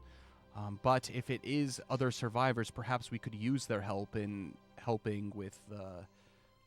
I think it's worth an investigation. At least that's what he says. And they would have weapons, so that they might not be fighters, but they could at least they have weapons to defend themselves if they want to help. Or yeah, I think we should investigate. They're probably friendly and they just spooked me, but especially if they said it was an animal. It's not like they were like, "Oh, another person, let's go attack them." Well, I don't know. Maybe. Well, I mean, you can think about it this way. If they're friendly, great. If they're not, 2 on 5. We got them. Yeah, I don't know if there are any more of them. I assume there are more of them, just not around. But we should, I think we should go back. People that we've been finding this stuff of, we only found 3 sets of gear. Right, and if they're bad guys, we're gonna have to kill them anyway. Might as well get it over with now. Thordane, he chimes in and he says, this is very curious. Diplomacy is always the best way to go, especially if we don't know who they are. Maybe we can send, and he kind of like eyes people with decent charisma, send someone to try to parlay with them, while some of us wait in the wings just in case it does get hairy. The old mermaid act that Luxalia and I don't think we need to Yuki spook used them. to- The mermaid act. whatever The that sea thing was. witches. There were The sea no witches. mermaids. That was a sea lady. I say we A bring lot of them back. beauty was. See, a sea lady in the middle of a jungle. How terrifying. Yes, it is an island. So So do we want to spook them or see who they are and what they're up to? I guess that probably really the latter. begs the question. Don't spook. No We could do spook. I think we just approach them and we chat, and if they get hostile, we're ready. But And let them maybe make that Belvin put decision. on a hood or something so you don't look like an animal. that's probably a good idea. Thordain Right. says, Or we same put you with in you, the back. Luxalia. Yeah, I'll If do they the saw same. the ears and the tail and were confused by that, perhaps they'd be confused by yours too, especially the multiple But tails if- you've got going there. He's like poking. But if like, she was Yeah. flying and singing like a sea witch, they would be wouldn't know what to terrified. make of her. They would be Yeah, terrified. I exactly. would be They wouldn't- terrified. They wouldn't be attacking her though. Otherwise, they They might might. shoot her, thinking she's a little fox. We don't know if their instinct is fight or flight. Exactly. So- If they is choose true. to fight, maybe they're like sea witches must taste delicious. Yeah. Yeah. Hunger will drive a crazy person to do crazy things. Yes. Trust me, I know. I've been there. Not about the sea witches, You- but Okay. Yeah. Okay.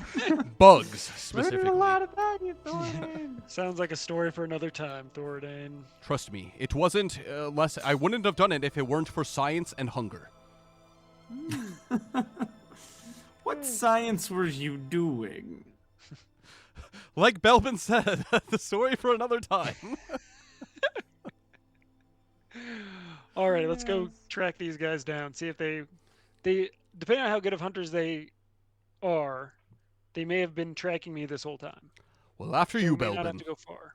All right, I'll take them the same way that I went. Okay. Before. make a wisdom skill check for me as you attempt to find it. It's pretty easy to find with like you came crashing out of the trees there in Mhm. order to see them. So 9. 9. You begin to basically lead the party pretty easily through the jungle. It's not super dense here, but definitely a decent amount of traffic has come through here. But you eventually continue walking in this direction, and as you kind of stop and listen every now and then, I'm going to actually have my lookouts, so both Luxalia and Zil, I'm going to have you make wisdom skill checks for me.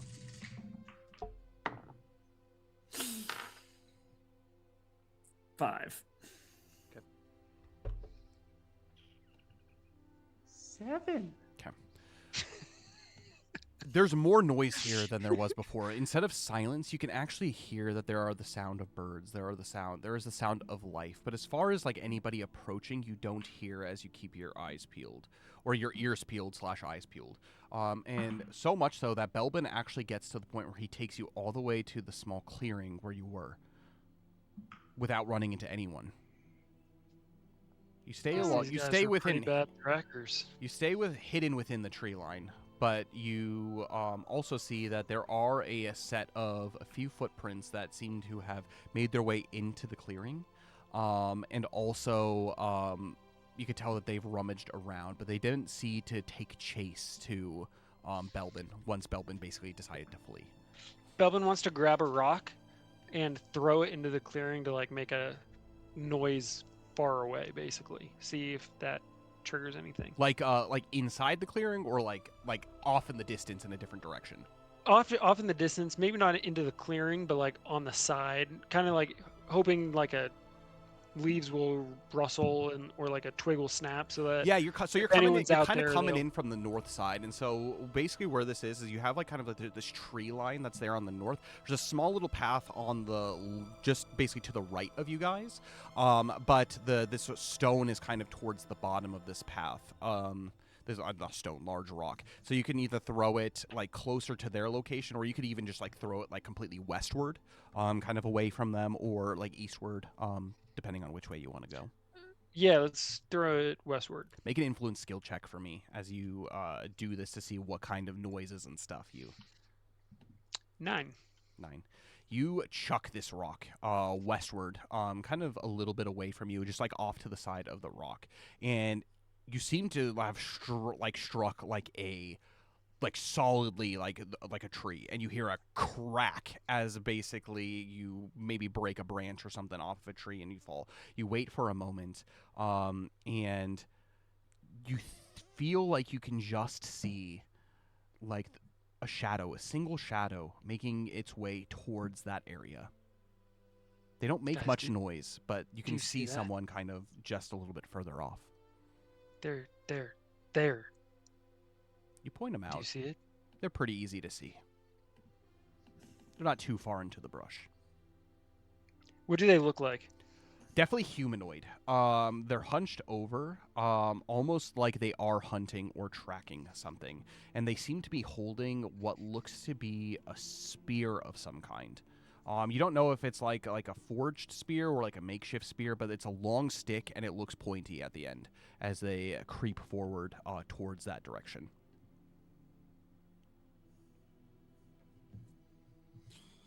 Well, sea witches. I think we just announce ourselves. Go for it, Zill. You got the armor on. Hello. As you do so, Is anybody out there? it stops. Like the figure stops, and they disappear down into the brush.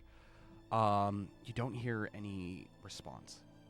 I'm gonna have again my lookouts go ahead and make wisdom skill checks for me again. 7. These guys gotta be refugees. 10.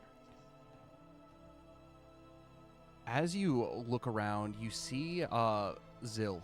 As you look forward, as you step. Do you step into the clearing, or are you just calling from the edge of the clearing? I step in. You step into the clearing. You see that where that head dropped down, a little bit of movement in the brush. But Luxalia, as you look kind of that direction, you look towards the rock and you see another figure moving around the backside of basically the edge of the brush. And that is where we're going to go ahead and take a break for today. Cole, if you do have to head out, that's totally fine. We're going to take about a 5-minute break before returning to see what ends up happening of these individuals that you guys have stumbled upon. Don't go anywhere, everyone. Again, it'll be about 5 minutes.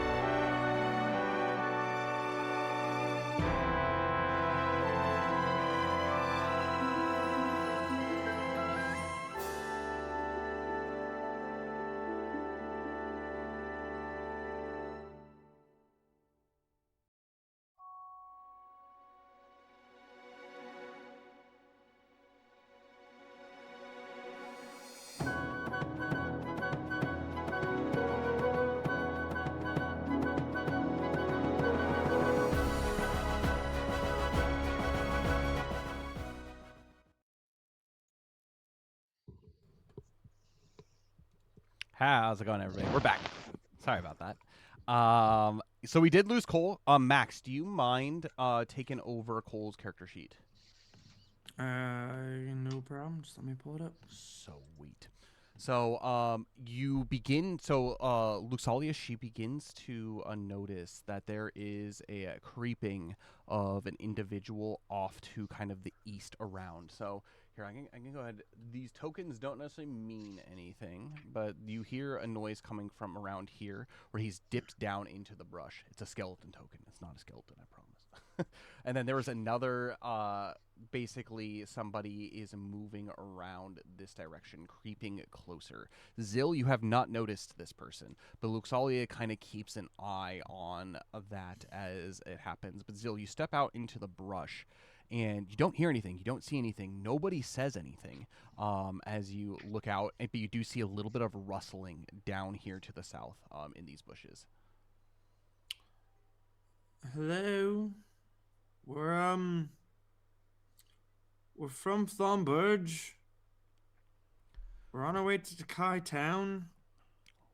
While you're doing this, Zil, Luxalia whispers, "There's somebody moving," and she points in the direction, and you do see like a shadow moving along basically the edge, slowly creeping closer and closer, just out of sight, but still within the tree line.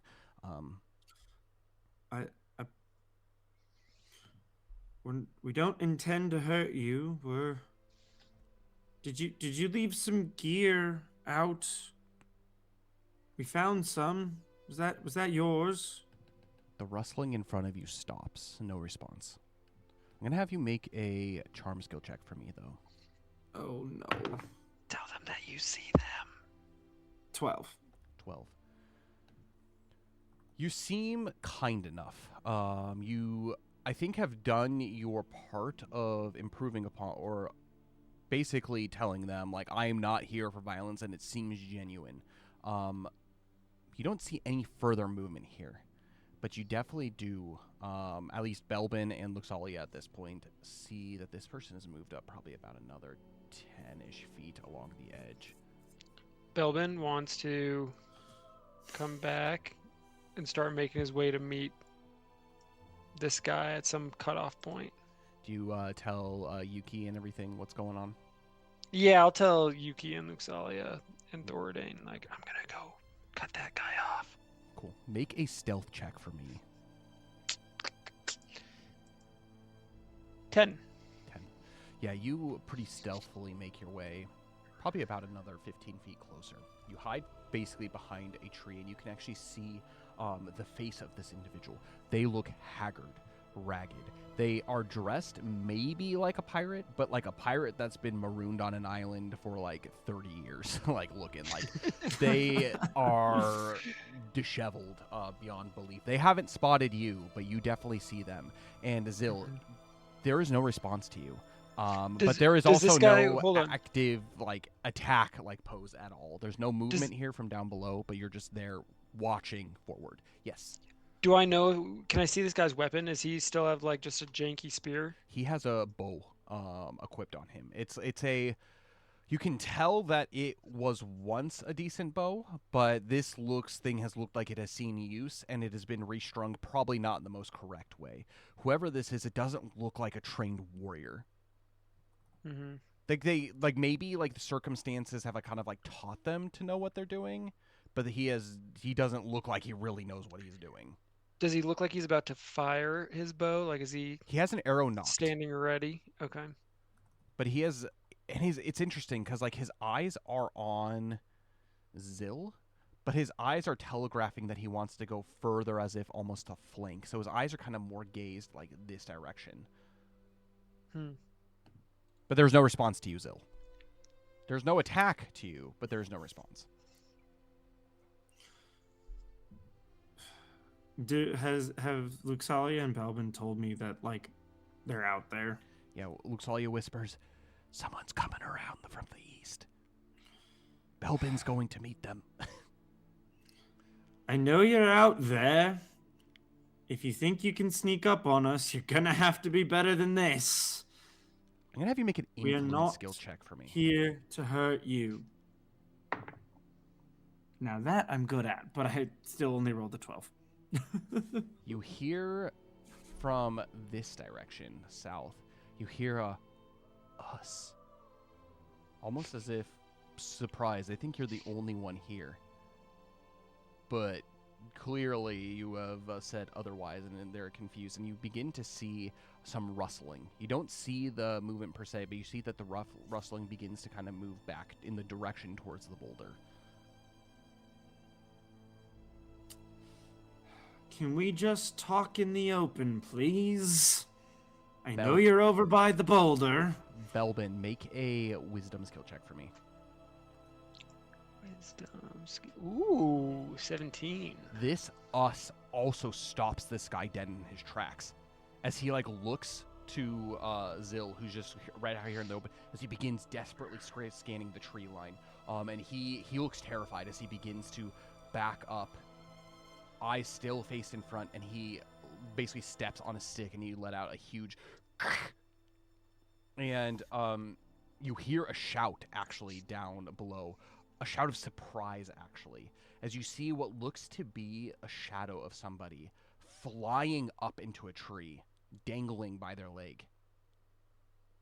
They seem to have stepped in one of their own traps. Sorry, that was this guy? Or was that someone down here? No, a different guy. This guy is still kind of like going back, and he has kind of announced himself by like a large like twig cracking. And he like stops, Right. He like freezes, and he like looks. You can't really tell the expression, but he looks like he's like looking frantically into the darkness as if he could try to see something. Zill hasn't moved. I'm assuming you're just staying there. No, just Okay. But you do see that this guy literally above the boulder in this tree, he gets lifted up into basically this tree hanging upside down. And he like, you can see that he screams, but then he puts his hands in front of his like mouth and like just like swings there as if he doesn't think he's been seen. If you're willing to talk and your friends are willing to come out, I'll cut you down. You hear a cut, and they look terrified, or at least the sound of it. Cut the rope, not you. I'm gonna have you make one more influence skill check for me. If you're gonna be this Didn't stupid, sleep though. well. I'm getting tired of this. 30-16. You see that this guy steps out, and he has this makeshift spear. He is currently shirtless. He has basically what looks to be like a piece of like long cloth that you can tell he is like tied around his neck, almost to kind of like use it to like blot the sweat and everything. But he looks like he has been through it. He's got like this big raggedy beard, and he looks to you and he says, "Who are you?" And you can tell like his voice is just completely shot, probably from inhalation of all that smoke that has been there. My name is Zill. I'm part of a group called Eclaas. We were here on vacation in Decay Town, found some trouble in the jungle, killed a sorcerer, went to Flomberge, then went to Fashion Fae. We've worked with King Fair and we've worked with King Nalgoric. We're here to help the island. Can we help you now? He kind of stands there as he like gestures like with his hand, like kind of like this type of gesture. Before that happens though, Belbin, what are you doing in this moment?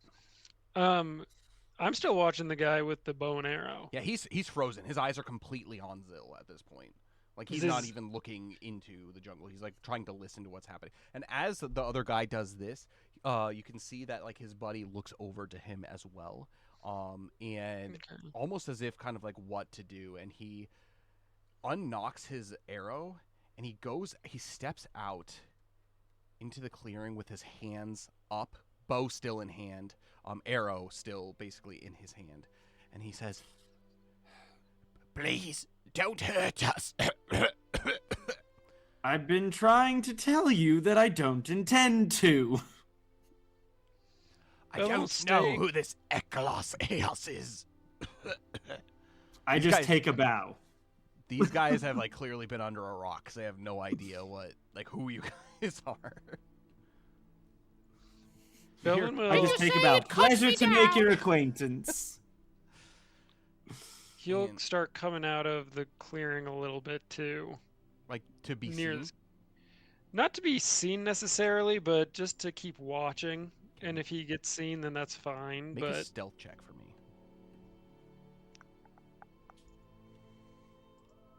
Natural 1.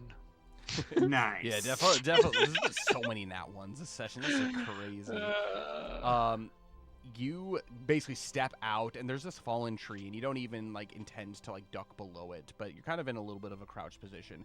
And the guy sees you step out, and he says, "It's a beast!" Ah! As he like stumbles forward, and he just drops the arrow like out of his hand, and he's kind of stumbling around. I just look at him like, beast is surprisingly accurate and inaccurate all at the same time. Hearing this, Belvin wants to, I don't know, be a little wild and play with this. Screw with this guy a little bit. Okay. And like animalistically like leap over the log and like tackle this guy. Make an agility survival check for me. Okay. Let's have some fun. You said agility? 14. 14. You jump over this basically like on all fours, and you have basically like your claws almost look like they have grown as you just leap onto him and like pin him to the ground. He falls forward and he's on his stomach, and then you basically pin him down by his shoulders as you're like on his back. And this guy down here, he says, "No, please don't!" As he basically screams like it's like a cracking, like he can't get like the words out, but again through like his raspiness of basically like his lost voice. You have very successfully terrified them, if that's what you wanted to do. I'm just waiting for Zil to say "down, boy" or something like that. Alvin. But I'll just be like, "I'm just playing with you, buddy." Yuki steps out at this point, and she says, what he says is true. We really do mean no harm." And she doesn't have any weapons in her hands, and so she's just kind of like holding her hands up as well, as if kind of like, hey, like we mean no harm.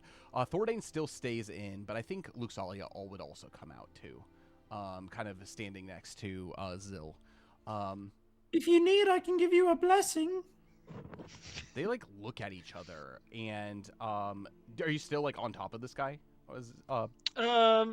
Yeah, and I'll just whisper like sweet nothings in his ear, being like, he's like chills actively go up his spine as he's just like, ah. And Ben, this guy, he says, "You mean us no harm, but what do you want?" We want to help Decay Town be rebuilt and save the island from the pirates. Zil's just done. He says, "Why would you care about that place?"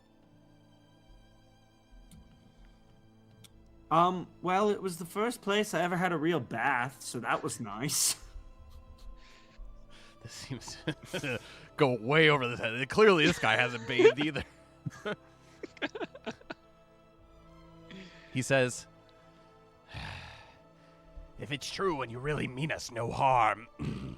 He steps further into the clearing. And you can basically, whatever clouded light comes through this canopy, it sheds on like this like very gruff guy's face, and he does look like he's decently emaciated. Like, it's interesting. Like, he definitely seems like he comes out of from under a rock, but like these guys are not survivalists, and so the fact that like they've been out here for however long they look like they've been out here for, it's kind of a miracle. And he says, "The name's Landon."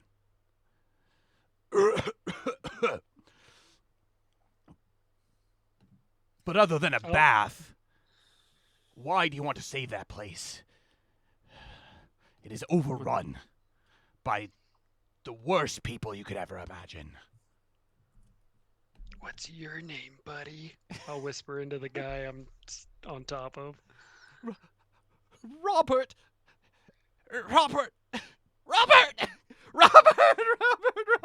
Please don't eat me!" Eat you? I wouldn't eat you. He's just shaking, like actively shaking. Bobby boy, you're come on up. I'll help you up. I'll get off of him and help him to his feet. Make a charm skill check for me. If there's ever a time for nat 1, come on. Charm. 5. What race are these guys? They look human. You get off of him, and he like looks to you, and he like staggers to his like knees.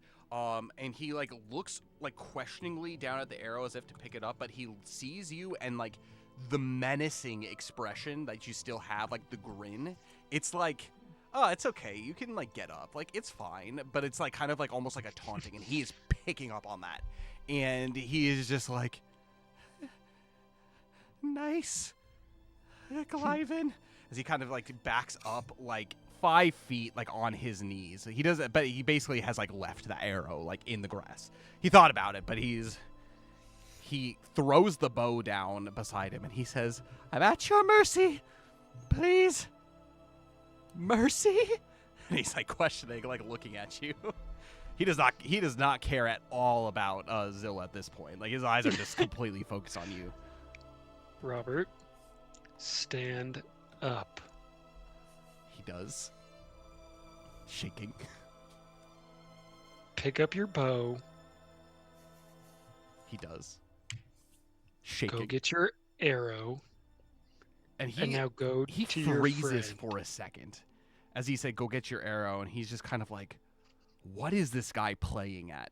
As he just like walks a couple of paces, picks up his arrow, and he backs up slowly back in like this general direction. He eventually disappears behind the boulder so Zill can't see him. Belbin, your eyes are on him as he does disappear, and he goes down right at the base of this tree where the friend is.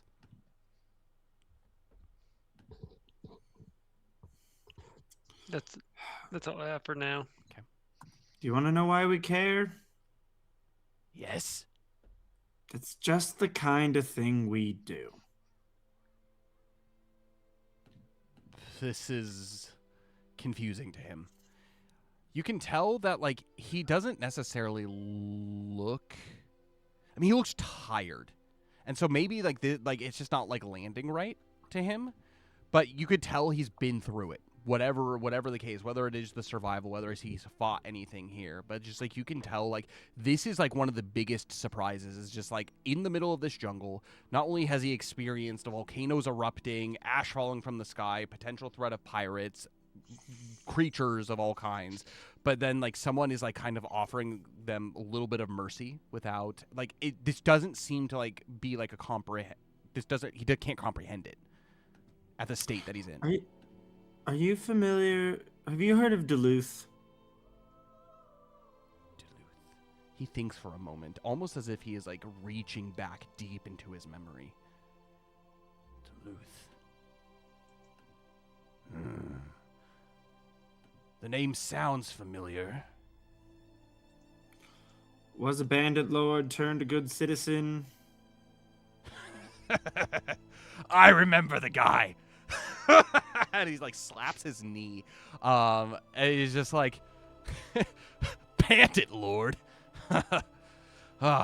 Eeas had his way with him right under his thumb. Oh, you mean Amos? Who? Amos, the sorcerer of the Jungle Keep. That one. Yeah, the one we killed. The one you what? And he doesn't. Yeah, we look, killed Amos. He doesn't look angry, but he seems surprised. Because making places better is just the thing we do. Are you catching up now? So you're the one that's responsible for this. Yes. And he like gestures to himself. Yes, I'm the one responsible for you not being at the service of a demonic madman.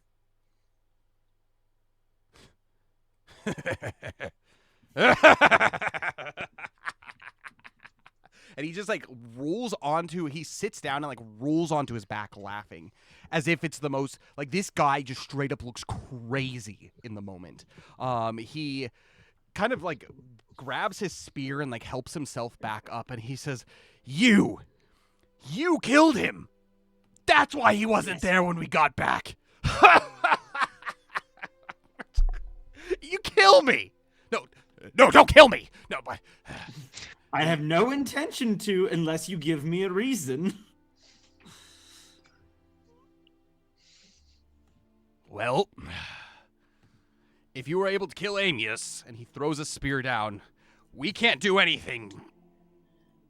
We can't do anything to I'm glad you came to your senses. You said you would cut my friend down. And he like looks at the rest of you and he says,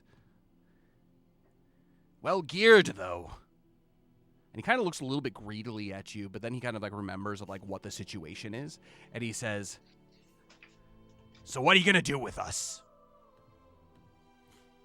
Well, do we get the sense that they're bad guys? Like with the Eeas comment, were they bad guys that now are without their leader, or are they? Do we know what that's in reference to? From what you know, basically what he said is like, oh, when we got back, that's why he wasn't there. Meaning potentially they were in the service, or maybe like they were like living on the island and like they knew of this Eeas guy. He hasn't really been super clear about it, but like he knows who Eeas is, and they've been to the keep that you guys went to. That's like the kind of the two things that you kind of gotten from that. And they knew that like Eeas was a guy of some kind of power, because obviously you guys defeated him, and he's just like, well, we stand no chance to you. So he threw down his spear. That's the wisest thing you've done all day. So, are you gonna let us go? You are free to go at any point. Great. And he goes to like pick up his spear, almost as if like he's just kind of like, all right, time to move on. But if you know Eeas, I've got a sneaking suspicion you've made some mistakes. Me? Pfft. Based off of what I just heard, I made the best choice of my life. And what choice was that? He kind of like looks back behind the rock and he says, I gotta help my friend down first? Belvin's making his okay, I don't know how well this is gonna go. I'm just gonna turn around and just chuck an axe at the rope, not aiming not near the guy at all. Okay. Belbin's to see if I can cut it down. Belbin, which direction are you walking forward? Towards the middle guy, or towards Landon? Yeah, towards Landon. Okay. Yeah, go ahead and make an attack roll. Oh gosh.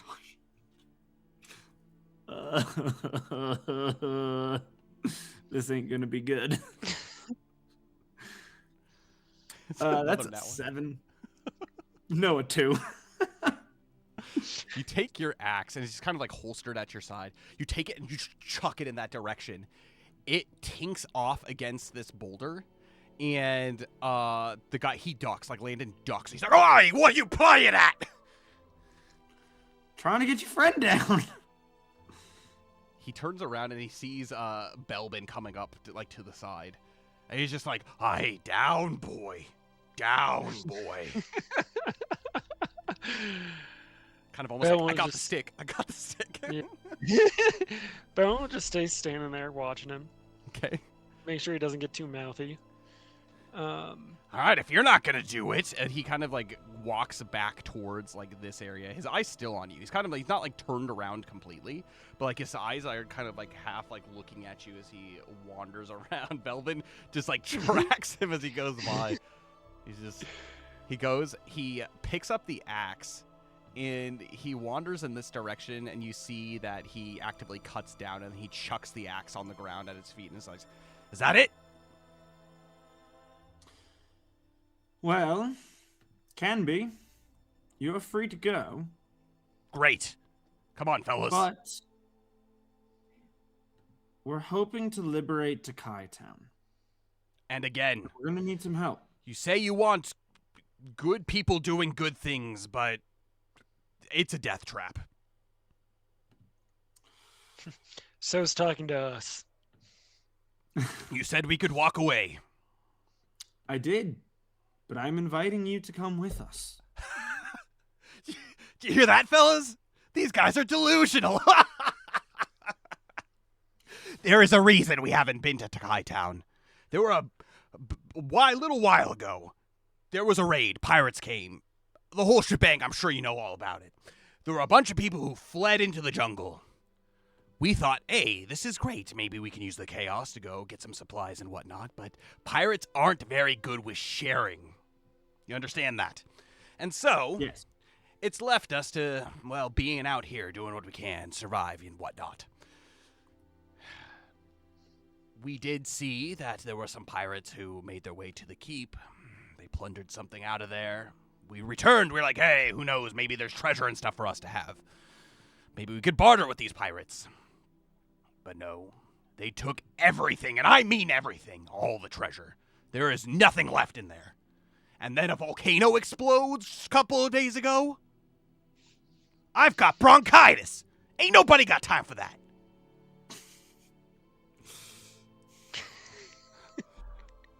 You say it's a death trap. Yes, I'd rather have bronchitis in the jungle than go and just die. I have nothing to trade them. Pirates are greedy. All they want is stuff. Return of service. Oh, we don't want to trade them. We're going to kick them out. There's like 80 of them. It's crazy. You're crazy.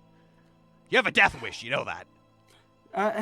Have you ever heard the name Burbledow before? Can't say that I have. You know, an archdemon.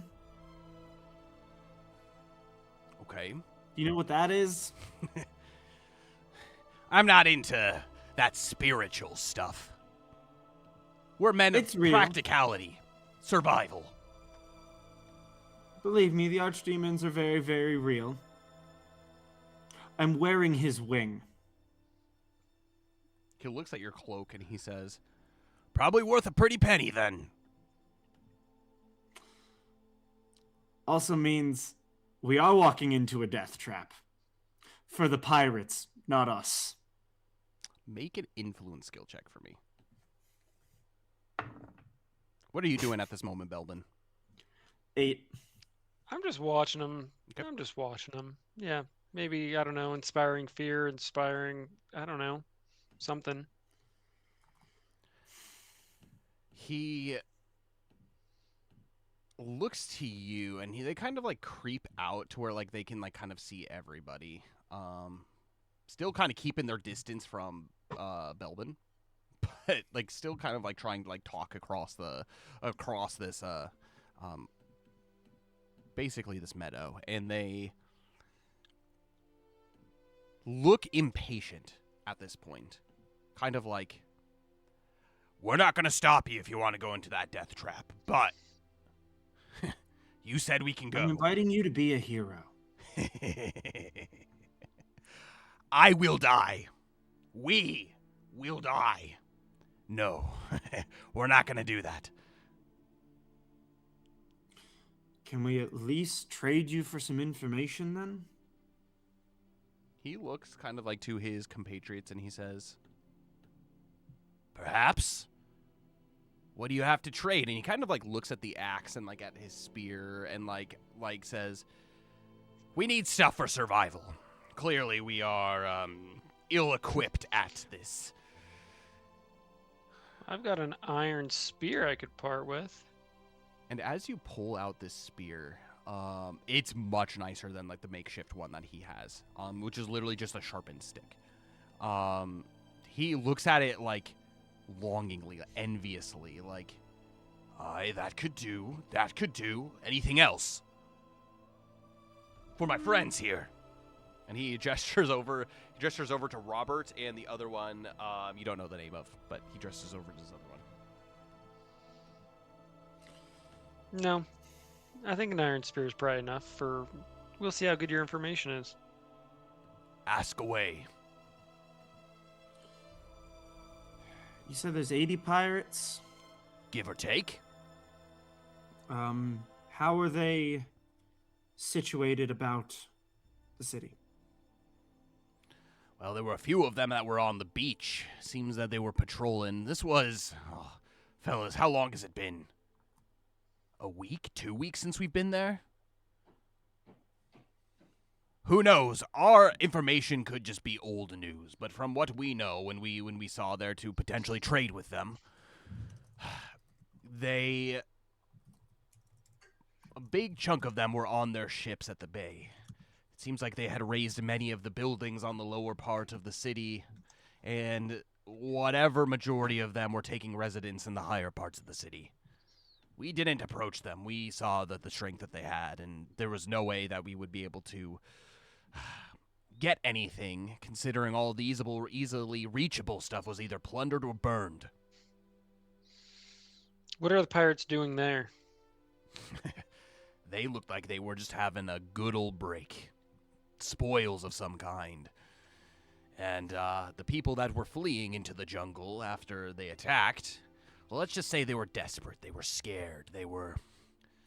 They told us everything we need to know about the mercy that these pirates shared. And so So have you've run into refugees? saw them in passing, What'd you do to them? let them go. Where are the refugees primarily? I saw that they were going northward. We've been lost in this jungle for some time. That is until we found the beaches to the south, and we've been kind of hanging around in this area. When the volcano exploded, there was chaos. The game that we had, that we were hunting, seemed all but non-existent for the past couple of days, and we are hungry. Which is why, and he looks to Belb and he says, a means to be able to obtain food would be good, but if you had some food, perhaps I could remember a little bit more. Isn't that right, fellas? I don't know if you guys have any good information from what you've shared. I guess we'll never know. I don't know if someone else wants to give them food. I'm not giving them any of my food. I'm not too impressed. I don't even know if I want this to give him the spear. Make an influence skill check for me. Influence. 9. All right. A little hasty. And he thinks about it for a moment, and he says, just the sooner we can get this over with, the better. We can just leave. And he turns over to the one that you don't know the name of at this point, and the guy who was up in the tree. And he looks a little bit younger, but he steps forward, and he's actually the most clothed out of everybody. He seems to be wearing a long, basically a tattered but long, dark cloak. And he says, "The name's Marcus. I have information for you. But you need to promise that you could at least keep your word on giving us that spear and our freedom if we do give it to you."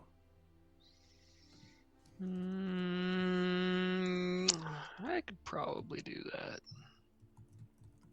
He looks over to Zill and crew. Do you seem to agree? Yeah. Okay. All right, sit down. This might take a moment as they kind of come out from around the boulder and kind of lean up against kind of the rock and kind of inviting you all to come in. They don't seem imposing. They don't have any hands on weapons or anything. And this Marcus guy seems quite decently reasonable. But I'm going to have each of you make wisdom skill checks for me.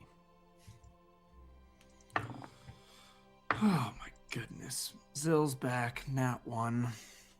13. Yuki got a 9. Thordane got a 16. Luxalia got a 7. These guys, you don't recognize them. None of their faces look familiar.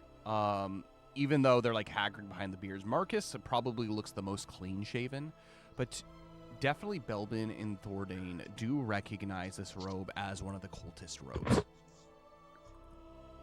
Yeah, I thought so. They said they didn't do that spiritual thing.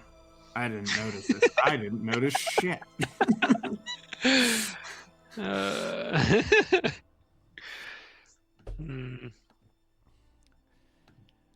So they're ex-cultists. Okay. Potentially one of them are. Marcus? Yeah, Marcus. Yeah. Okay. At least from basically what he's wearing. He says, "What kind of information are you looking for? Specifically, you mentioned something about pirates and retaking this. I agree with my compatriots. I think it's a death sentence. But, A lot of people said so was taking on Amos. Indeed.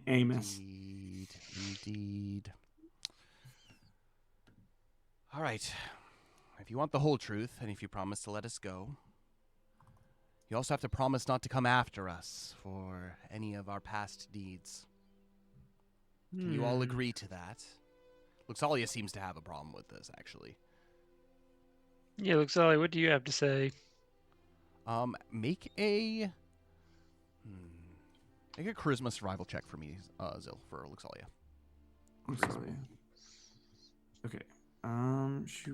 Charisma survival 15. That depends on the severity of what they've done. We can't just not let justice be served.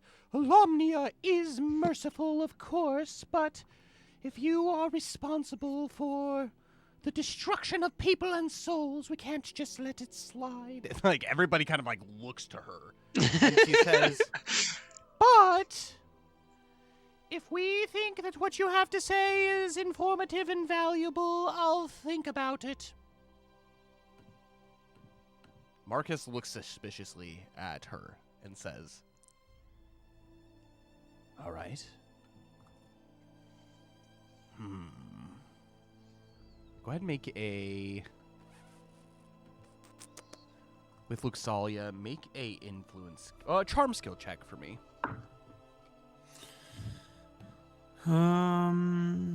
11.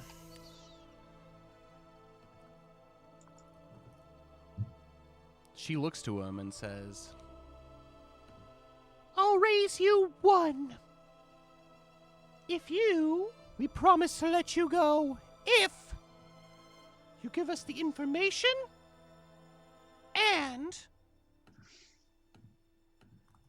you vow henceforth to stop your evil ways of void and worship and to try, at least make an effort, to discover the love of Alomnia in your heart.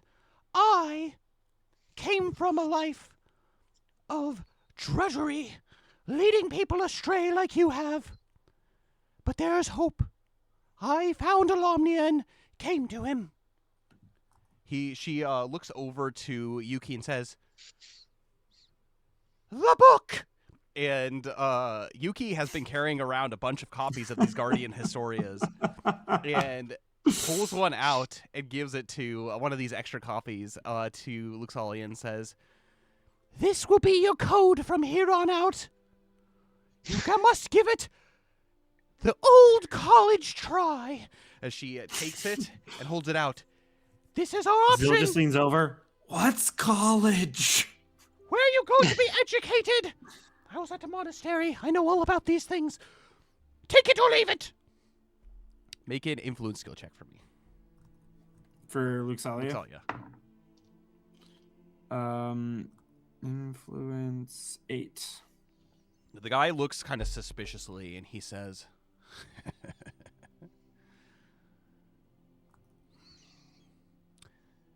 "All right. Life or death? I choose life." And he reaches over and he takes the book and he kind of like scoffs at it and he hands it over to one of the two guys next to him, Robert. And Robert takes it and he like looks at it. "And you can't burn it for fire!" Luxalia says. Don't ask me how. She'll know. I will. Or at least Alomnia will. Read that book, you'll understand why. And with that, Marcus begins his explanation. I worked for Eeas. Me and... Amos. Fine, have it your way. We landed here about a year ago. Right off the western shores, we were sent on an expedition.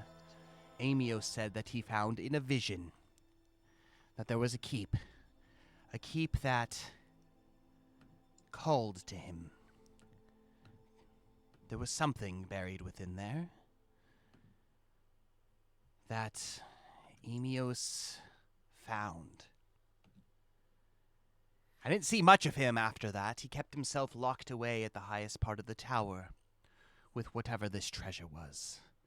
And at that moment, there was a overwhelming sense of power that eluded from him. And the other guy next to him is just like, more like dread. Power, dread, whatever this is. And Eeas became powerful beyond anyone that I have ever seen. We, his followers, we pledged to obey him. He began becoming more reclusive. The orders that we were to receive came from Sinzirak. And we were to do everything that she told us to in the worship of the sorcerer's plans. We secured this castle, and eventually we found more security, which lends ourselves to these two. There was a man named Duluth. He had a group of bandits, outcasts, sailors of some kind, and we pledged that we would give them food, safety, and protection. Eeas was able to almost conjure these things as if from nothing. But these individuals weren't able to take the influence of our master, Eeas. And so, they were to be on rotation. Anyone who betrayed us were locked into the cellars. We were discovered by a Draken fellow, and we knew. Oh yes, Krothos. Sure. That guy said that there were going to be people searching for him. More of his kind, a Draken.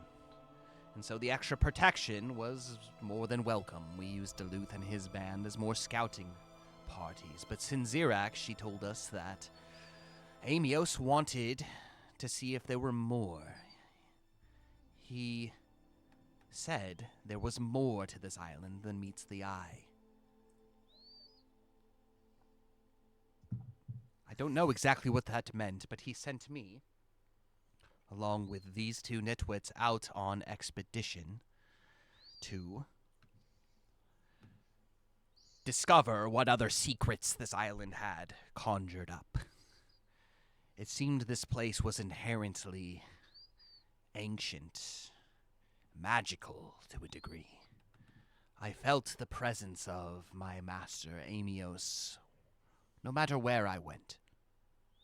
And I knew, through his guidance, we would find something. That is, until that connection seemed to be all but severed one day. It was precarious. We were in the northern part of the island when this connection was severed. Almost as if his influence was snuffed out. And I can see why. If you were the ones who took care of my master, we made our way back to this keep, and there was nobody there left. Many bodies, Sinzirak, Grandul, and his abominations that were his creations.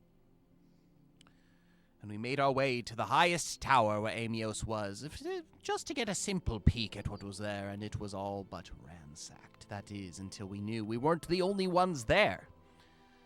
There were others. Pirates. They took something. And I knew at once that that was what Lord Eeas was after. He was secretive with his plans, but the one thing that I do know is he said, if his plans were to be successful, if we were to collect enough sacrifice, we would be able to bring the spirit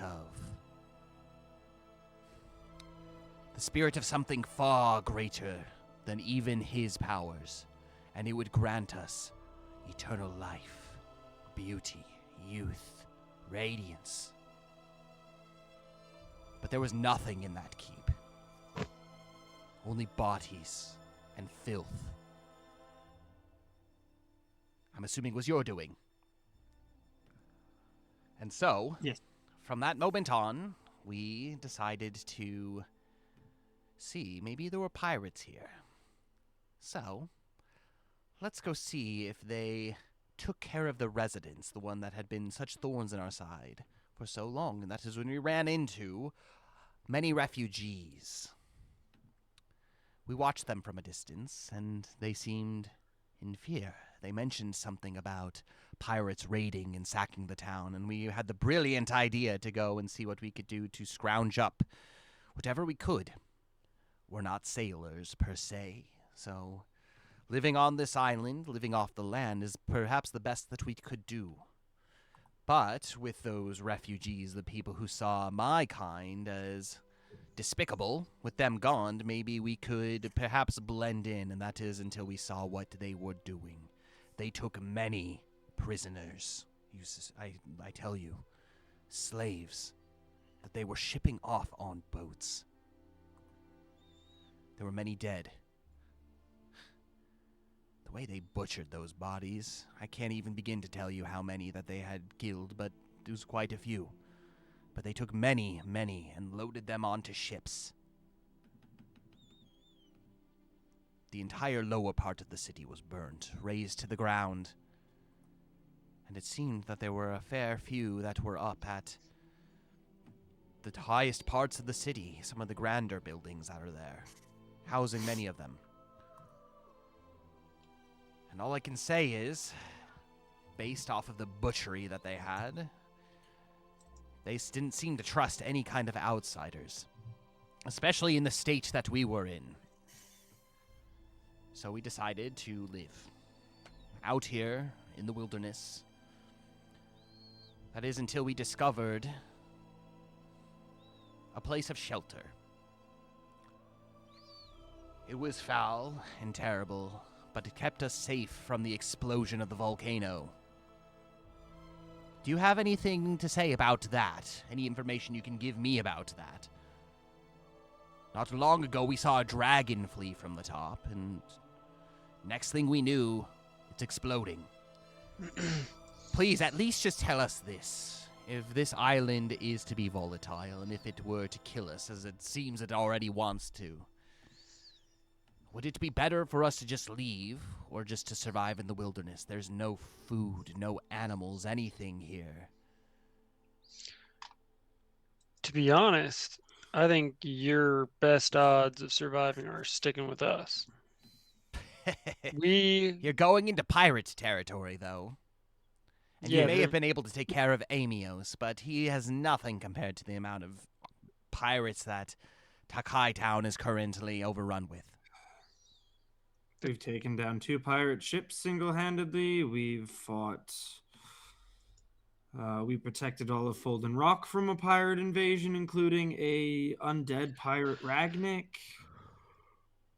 We've Curious. went to Tolly Tolly and beat a giant shark. We beheaded a giant bear. You don't even need to be fighting with us. I think just sticking around us is probably your best bet. Why He's would you not do wrong. something like that? Clearly we were adversaries until circumstances perhaps Perhaps by chance or by luck we were spared from your wrath. Needless you would have slaughtered us in that building if we were there, so why let us live now? Why take us along with you? We don't just kill to kill. We kill because there's a greater good we're trying to serve. And right now, you're not in the way of that good. So we have no quarrel with you. But you must understand, you have taken everything from us. The Master Everything? promised us, except life, which is why it's all we have left at this point.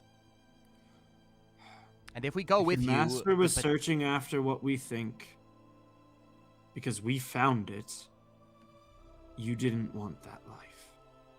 Did you now?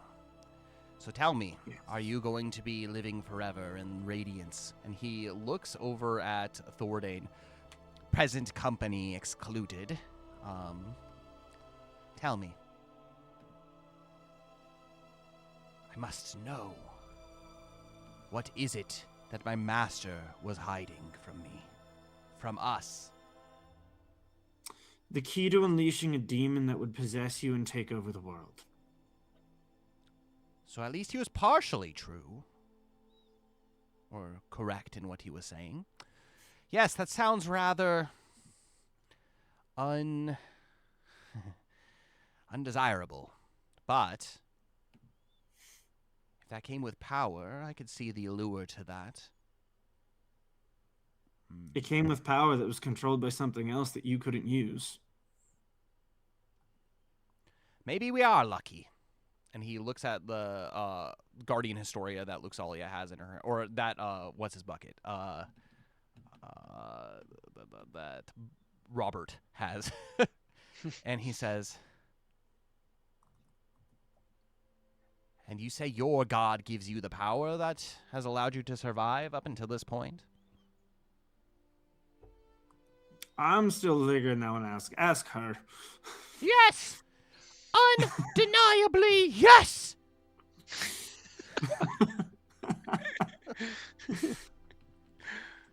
He looks at Luxalia just kind of like, she's got fervor, hasn't she? Very much so. It grows on you. And he sees just kind of everything, like the presence that Eclaas you bring, and he says, if we come with you, what then? What do you do with us? We include you in our plan to save the city. And what was that? What would that entail? We haven't made the plan yet. That's convincing. I have not, myself, set foot. As I told you, I am a stranger to these lands. Landon and Robert have been to Takai Town. They perhaps we've got one part of the plan I forgot. What is it? Our boat is gonna meet us there and cause a distraction. Oh. Distraction, huh? And what are Yes. you going to do during this distraction? That's what we still need to plan. And good thing we haven't made the plan, because if you're going to be a part of it, that would change things. Make an influence skill check for me. Dirty 16. That does make logical sense. Interesting. I occasionally do. And he looks over to both Landon and Robert, and he says, well, what do you say, fellas? Do you want to starve here? Or have the hope of food? And you can tell, like, they look pretty emaciated. Like, it's probably been a long time since they've had, like, an actual meal. And you can tell Robert especially seems to be kind of, like, the least, like, hard-headed of everybody. And he just kind of, like, you hear his stomach just like, gurgle out loud. And he says, change does not happen overnight, but desperation does breed opportunity, I guess. I am curious. Once you liberate this town, if we liberate this town, what will you do with us then? You promised to let us go free, but That offer still stands. if we were to liberate this town, if any survivors were to come back, they would potentially know, at least my compatriots, and the evils that they have done against them. What is to say you let us go, but they kill us? I told you none of us are much sailors, so leaving this island is not much of an option. Well, we've had a similar experience with Duluth.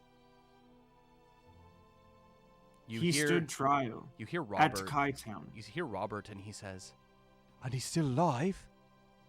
Yeah, well, I hope. I don't know his fate after the raid, but he helped us kill Eeas and take back the keep.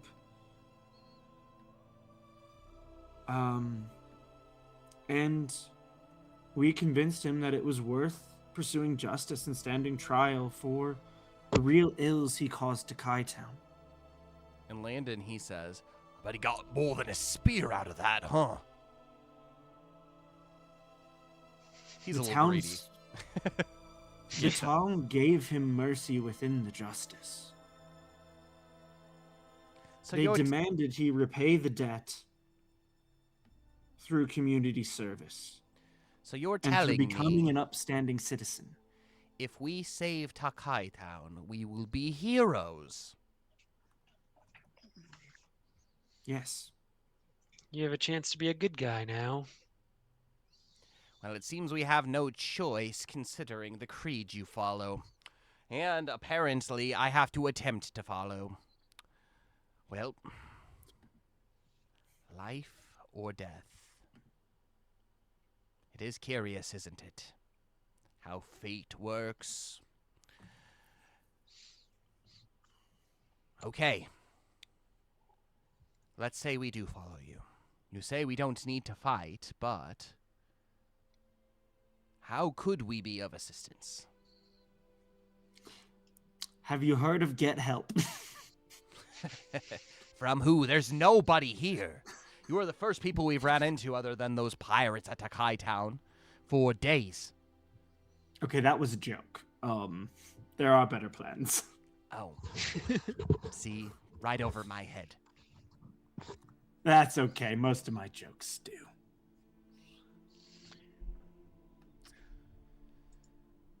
Okay. What do you expect of us if we were to be a part of this plan?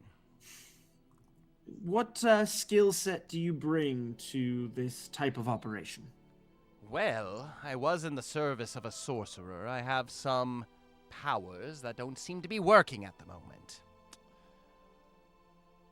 Let's just say as soon as Eeas' powers were gone, so were mine. Hence the reason, and he points to the stick that they're using.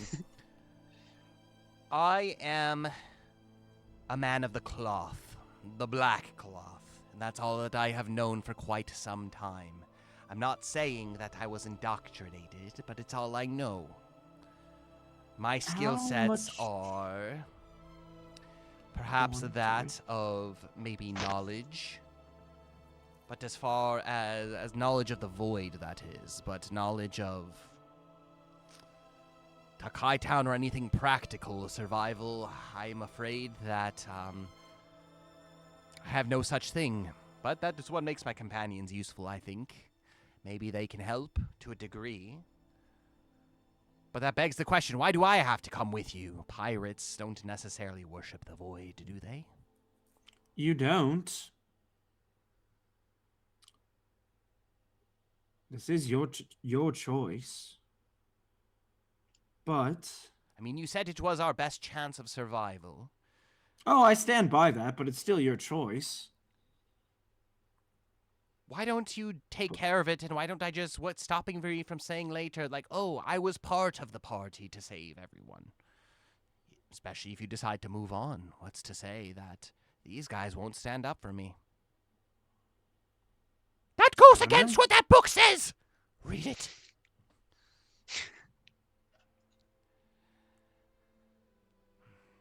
What's to say we don't leave a statement saying who was with us and who wasn't?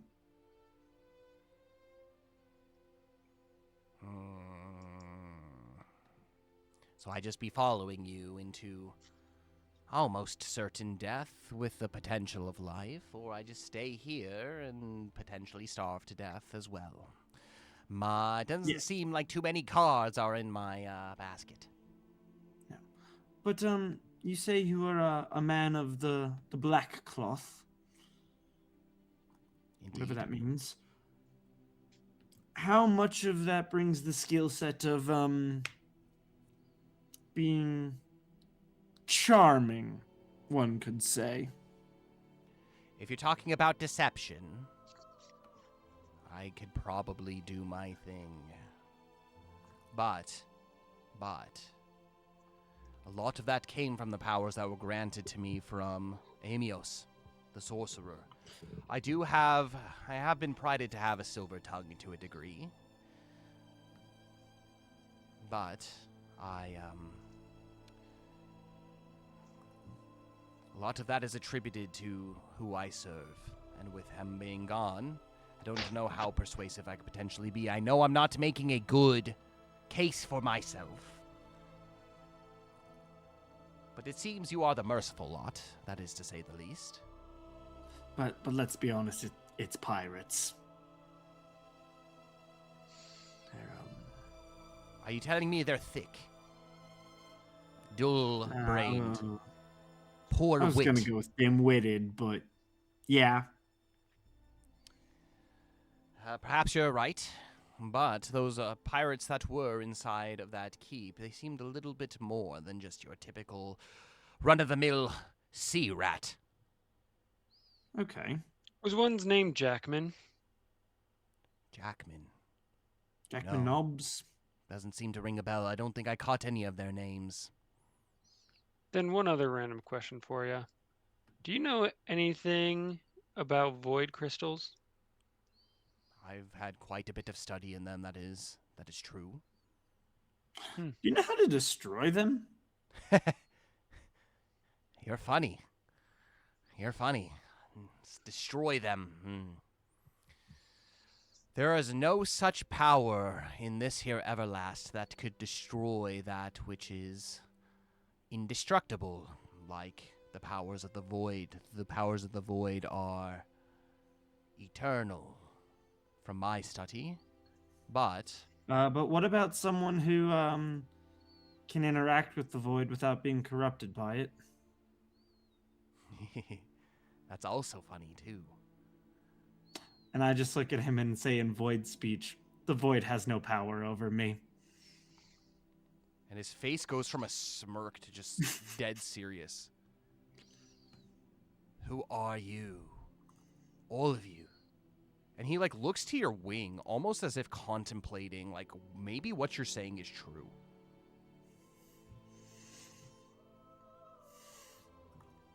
We have been nothing but honest with you. We are exactly who we say we are. But I do not understand. You see, that's the thing. That makes two of us. But here I am. And you, and he gestures to Belbin, Thordane, Yuki, and Luxalia, and says, and the void has no power over you either. Luxalia says, oh no, it's absolutely terrible. I tried to avoid it as much as possible. Void. Void. Good one, Luxalia. I'm Belbin. I am affected by the void. Most of all of us, truly. Yeah, this is my friend Thordane. He's a man of science. He gave me a sword. I didn't give you a sword. You just kind of claimed it for yourself. But you ridded me of a nice burden, but I have my eyes on you. It whispers things to you, and you can see that your cultist friend looks to you and he kind of says, a sword that whispers stuff to you. My, you are all full of surprises, aren't you? Yeah, Thordain, Yes. that might have been a bit of oversharing right there, but that's You that's said alright. that you took the sword from me. Then We there's just got Yuki. brought up in conversation. Then moving on, Thordain. We'll come back to that. Then we have Yuki. She likes singing and dancing. Let's see. She And looks then suspiciously and she says, "It's nice to make your acquaintance, but I have my eye on you." She's very suspicious of this guy. you speak just like Thordain. Then Luxalia, you kind of met her a little earlier.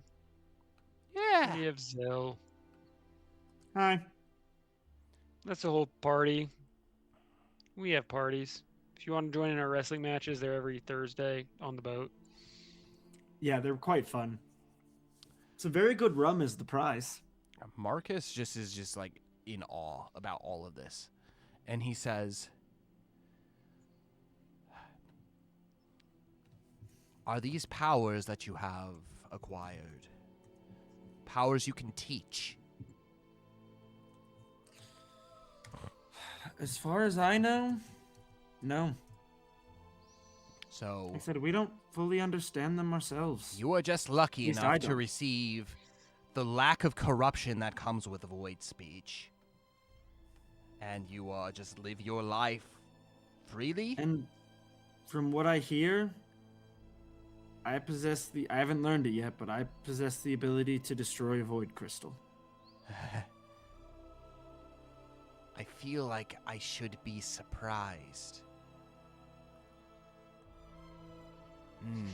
And he thinks for a second, and he kind of like turns around and like paces and like leans up against the rock, and he says, "I've never met anybody like you, all of you.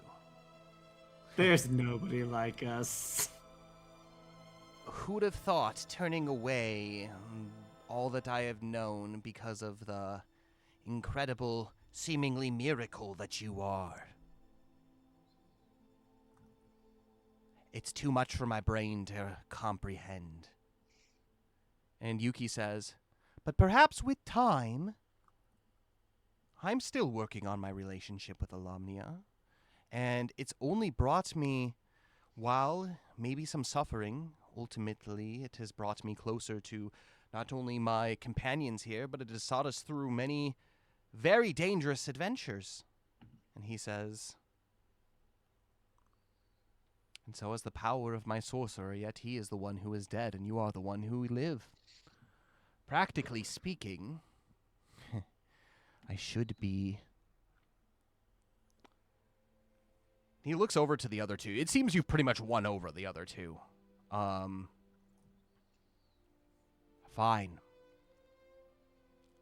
Fine. If I were to stick with you from here on out, keeping your promises, I will do what I can to keep mine. Excellent. But if you could teach me," and he looks to you specifically, Zil, "how you do it. The void How do is... what? The void is powerful. It is something that only the strongest can control, but even the strongest that I have seen have been influenced by it to a degree. I've seen the darkening of the hearts of those who have obtained the power of the void. And it is, from an outsider's perspective, not preferable, but the power is perhaps justifiable. But you have such power, clearly, to extinguish my master, and yet you can dabble in the void and not be affected by it. That speech that you speak, every word corrupts the soul, and I have lived many, many, many years of using that speech, whether it's been forced upon me or invoking its power unto myself. It is something that I do not want to give up, but," and he sees like Luxalia like, "Well, what the heck?" But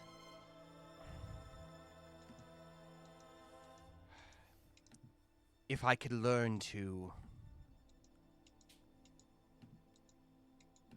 shed myself of its influence. As I had mentioned, years in the making, it has already made an indelible mark on my being, on my soul. Luxali says, "Not indelible! There's always hope as long as you breathe to find Alomnia." I don't know if it can be taught. I genuinely don't. It is a prison. And without the power that comes from the powers of the void, there's no need to be a part of it. If I am to give up my ways and rid myself of the power that it has given me, I must know that there has to be some kind of hope for a replacement of this power. I'm telling you, it's in that book, Xalia says. She's not wrong. And you can see, like, he physically looks pained, like, almost, like, ill at, like, the prospect of this. You... Fine. Prove to me.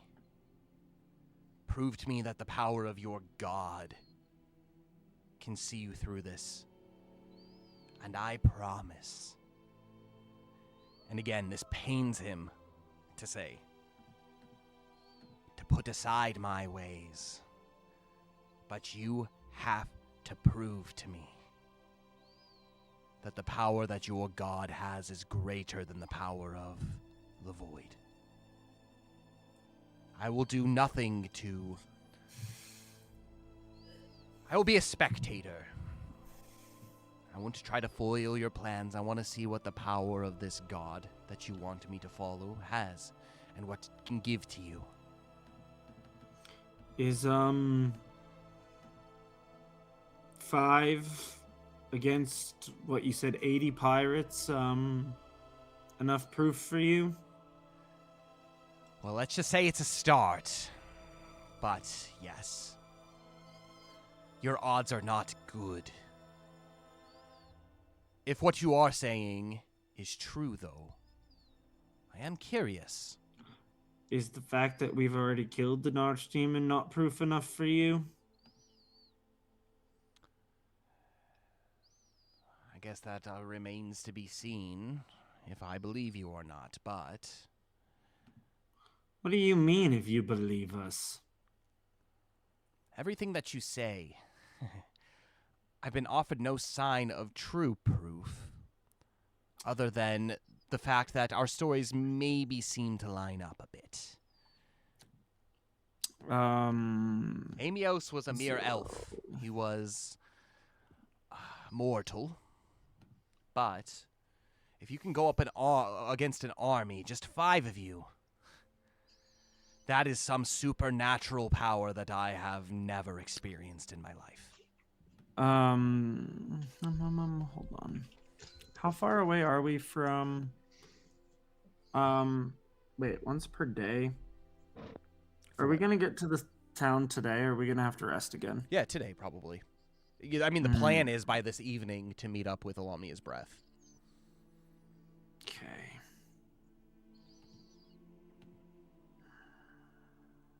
I think Zill's gonna do it anyway. I told you, this cloak is the wing of the archdemon Burbledow, after we killed him. Is this proof enough? And I just teleport to the other side of the How many feet is it? Anywhere within sight. Okay, so where are you going? Just like here? To the top of the rock. Top of the rock.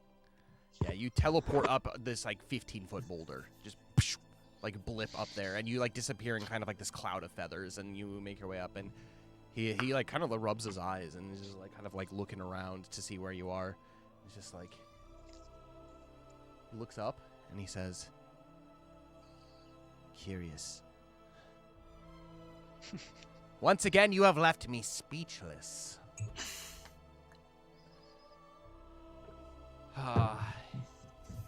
Fine. You have convinced me. I will accompany you. In the meantime. And Luxalia says, we have no desire to harm you if you are to keep your word. Trust me, all I want from you is the redemption of your soul. And you, by accompanying us, we have no need to deceive you. And if you keep your word, and you see the power that Alomnia gives us, freeing Takai Town, and it is one step in the path in your journey of being saved, I think you have made the right decision. Yuki nods in agreement. You hear Landon go, well, I guess we better start thinking of a plan. Yeah. Excellent. Here's that iron spear, by the way. And he takes it and says, this may come in handy. And that is where we're going to end our stream for today. Unless anybody else wants to add anything real quick. Do I have any food to spare? I don't think so. Never mind. Thordane might. I have to look at his character sheet, but things to think about going into a next session. But let's go ahead really quick and go over thoughts on today's session. Let's start with Max. That definitely went unexpected. As for me, too. I was definitely... I mean, Zill still thinks, like, look, if we really want to save this town, we just gotta go find Jack Knobs and, like, take him out. Like, that'll make the whole problem go away. Mm-hmm. But he's not, like, upset that we made the decision that we made, because, like, it is still good. Mm-hmm. It's just, he thought there was a better one. Mm-hmm. So there's that. Definitely once we decided to go in the forest, I expected to run into someone. An ex-cultist was not on the list. So that was kind of shocking. And like, yeah, going into this clearing, I'm thinking, okay, they're refugees. They're going to want our help. That's why he's like, hello, we're here. Mm-hmm. Yeah, like, I'm sure, like, they would just, like, recognize you right away if, like, you had already met them. Mm-hmm. And even if they hadn't, just, like,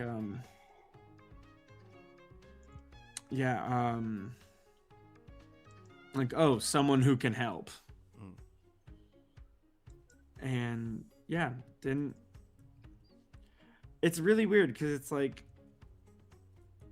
Zill is still very much a baby in all of this spiritual stuff, but he's like, he knows it's real. He's fought demons. He knows it's real because, like, the powers he has, and he's beginning to understand, like, how extraordinary they are, even if, like, he doesn't really understand them at all. So it's like, he's like, yeah, I don't really have a strong faith in Alomnia like Luxalia does. I'm not on the journey like Yuki is. But he's just kind of like, it's all real. I don't know what to make of any of it, but it's all real. Yeah, practically speaking, you're the living sign of that. Yeah, and it's like somehow made this all the easier of like, dude, I don't care what you do, but like, I'm not BSing you. And yeah, it's always fun when he can pull out void speech to make a point. Shock everybody in a poll, Luxalia, in the process. Every time. Ouch! It hurts my ears. Yeah. And I think this was one of the most effective ones of like, dude, you say this stuff isn't real, but here I am. Like, you say the void is all powerful, but here I am. Yeah, so that was an unexpected turn, and it's like, okay, normally especially with these type of characters. Like Zill makes his "we can help you" spiel, not having anything to rest it on, but just like, I think we can because I want to. Right. And then someone else takes the lead with the details, and it's like, oh no, You're the partially ideas just guy. because The ideas guy. partially just because Cole and Dane weren't here, and they usually have stronger opinions with these interactions. But partially, like, yeah, just that straightforward, blunt trust of, yeah, it's real. What are you gonna make of it? What are you gonna do about it? Like, you're on the losing side. At least so far. Yeah. And he's like, 80 pirates? Easy. Yeah, Can they just- even hit my armor? Exactly. Just throw him in the middle of it. They're just like a bunch of people just like whacking you. They can't do anything to you. But who knows? Who knows what you'll find when you eventually Who get knows? to Takai But like, yeah, Zill is not doubting our ability to actually take back Aishin Island or Takai Town. That's good. The confidence is good. Connor, your thoughts on today's session? Yeah.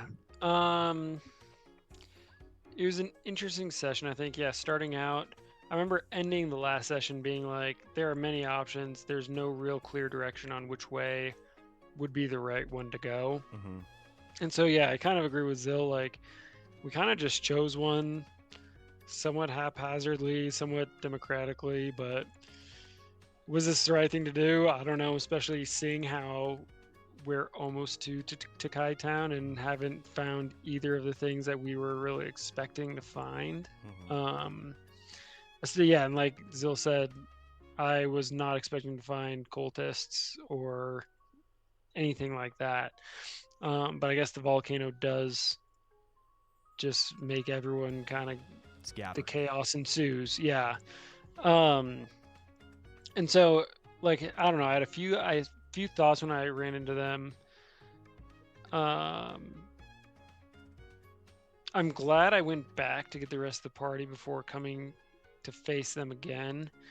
Oh, you probably could have easily taken them. Easily. Right. And I'm not as worried about that. I think I would have definitely have thought that they were some of the refugees. So I probably would have tried to make friends with them. And it sure seems like they resisted anything that we had to say more than just about anyone else has.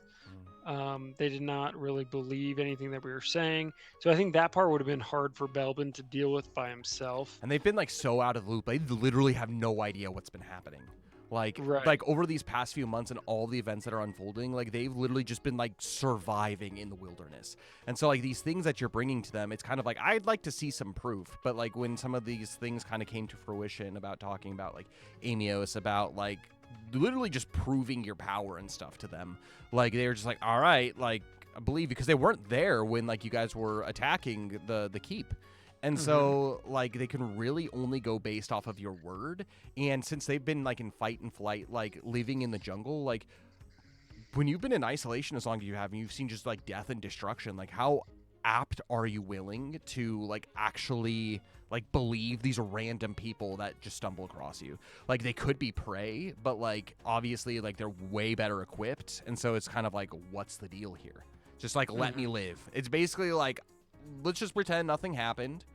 And it's more, I guess, a case of like convincing them, like, come with us. And it's like, why would we do that?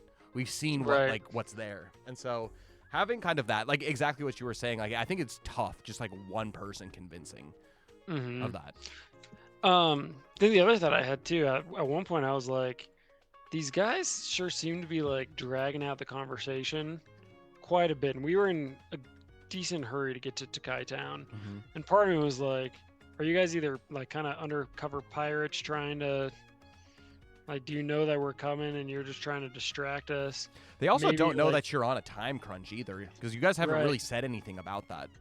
Right. Well, and then the other thing I thought too, I was like, could it be possible once we found out that Marcus was like a cultist, being like, is it possible that LaFonte could have like gone to him, and LaFonte would have known that we like we're in a time crunch and he was trying to stall us. Like my mind was kind of going all over, and I was like, I don't know. And so like Belbin definitely still doesn't trust him at all. But I think I'm glad that they're coming with us on this time or on this way. But even like the way over here, even to get to the point where we are today, was much harder than I thought it would be. All the checks and trying to pass all the checks and everything like that. I'm So actually I don't kind really... of surprised there was only like 1 point of weariness I was getting. Granted, Yuki did get 3 points of weariness, or not weariness, misery. Yeah. Which, like he's been like sitting pretty at like max virtue for a while, and so the fact that he's been kind of been ticked down a little bit. It's not like dangerous for him, but like it's definitely like I feel like Yuki is like this has been a spiritual trudge for her. And physically for Luxalia too, but yeah, absolutely. Yeah, so I don't know. There's going through the jungle sounded a lot better than I think it actually turned out to be. But now we ran into these guys. We'll see what happens with them. I don't know. The jury's still out about them. Marcus is a big question mark. There's a lot going on. Yeah, no, totally. And then they did point out pretty quick that we really don't have a plan for this once we get to Takai Town. And it was like, oh yeah, we need to be thinking about that because that'll be coming up tonight, you know? Yep. So, yeah. By the end of the day, you guys will be stumbling upon the beaches. Granted, you don't get too sidetracked or distracted. So, right. Yeah, we'll see what ends up happening there. You need to figure out some way to be able to signal like Alomnia's breath. That's like you were there and ready for whatever you're doing. You need to figure out like scouting protocols about like what's going on, and additionally on top of that, a general plan of like, okay, are we just gonna just like completely take this town back, or are you going there for a specific purpose? Right. Shock and awe, like, oh, like Jack, like let some people escape, so like Jackman Knobs knows like it's been under attack and like there's resistance and that kind of stuff. I don't know what you guys plan on doing, and figuring that out will be interesting to see whatever reaction I can to that. So yeah, which again is part of the reason that I love playing this game, because I have all these things planned and it never goes according to plan, and it's always such a joy to be able to see plans come to fruition in different ways than I expect them to. Good or bad, it's great because it makes it kind of feel kind of like a living, breathing thing, not completely scripted, which is awesome. So it's good. Yeah. Anything else? No, from that's either it. of you? Perfect. So we're gonna go ahead and start closing things down. A couple of things. Big announcement for those who did order from the Kickstarter. It is currently finishing the assembling process and will be starting to be shipped out probably within the next week and a half, which is super exciting. So for those who did order Veil of Twilight, Night of Martyrs stuff, that should be coming to you almost a month earlier than expected, which is awesome. And so very, very happy that everything shipped from the production company to the distribution well, and yeah, I'm very excited for you guys to get these cards. And for those who have seen them in person, they're awesome. They're so good. And so they look so good. Yeah, there you go. There we got our EX promo. Brazil. Yeah, the holo patterns are so good on these. But it's so good. Yeah, it's so good. Everlast is getting bigger and better than ever. So for those who didn't order from the Kickstarter, basically extra stock and stuff for at Fantasy Forge Studios on our website. We'll be selling booster boxes, singles, and stuff like that on the Fantasy Forge website. So go check that out there. A couple of ways. So art, we are still continuing to produce more for future sets, more tabletop role-playing stuff for the world of Everlast. And your way to be able to continue to support us there is not only by stopping by and watching our streams, but also through Fragrances of the Realm, which is our Everlast scented candle line. We have a number of different scents. This one is my current favorite, the Woodland Realm. It smells like Christmas. It's amazing. And then also Coffee of the Realm, which we have 8 different roasts from dark, medium to light, and it comes in both bean and ground varieties. So I personally prefer bean. There's nothing that beats the freshness of a freshly ground coffee bean. But you can get those, and there's also a decaf blend. But all of the stuff has official Everlast art, and it goes to helping us fund the art from our amazing artists to get lots of stuff commissioned for future content for that. So big thank you. You guys have been really generous with these in the past, which has allowed us to be able to continue as far as we have. So hopefully you guys continue to enjoy both fragrances and Coffee of the Realms. Also, as far as normal streams go, sorry I didn't stream yesterday. I got pulled into the city, so I wasn't able to do my normal Kingdom Hearts stream. But on Monday at 9 a.m. JST, I will be continuing some more Kingdom Hearts 2. So we are just beginning the second half. We just beat the part 2 second visit of the Land of Dragons, the Mulan area. And so I think the next one is going to be, I think it's the Mickey Castle, the Steamboat Willie area, Magical River, whatever they call that. Timeless River. Yeah, Timeless River. I think it's that one next. But yeah, very excited to continue on with some more Kingdom Hearts. I've been enjoying the series. And as soon as we finish that, which will probably be in a few weeks, we'll be starting Kingdom Hearts 3, which will be awesome to kind of conclude the trilogy up until this point. So it's been a joy. So enjoy that with us on Monday, 9 a.m. JST. So Sunday for everybody in the West. Normal stream time. It should be really good. But everybody, I hope you have an amazing weekend. God bless each and every one of you. I'm praying for you. Pray for me. Pray for each other. And just know that as we go into kind of like further and further into the world of Everlast, the goal is to help you to enjoy kind of nerd culture and tabletop role-playing with a hope-centered heart and forging not only just genuine friendships, but helping you to become a better person. Hopefully this game helps each and every one of us to become a better person. May Alomnia guide each and every one of you, and I will see you all on Monday for some Kingdom Hearts 2. Bye, everybody.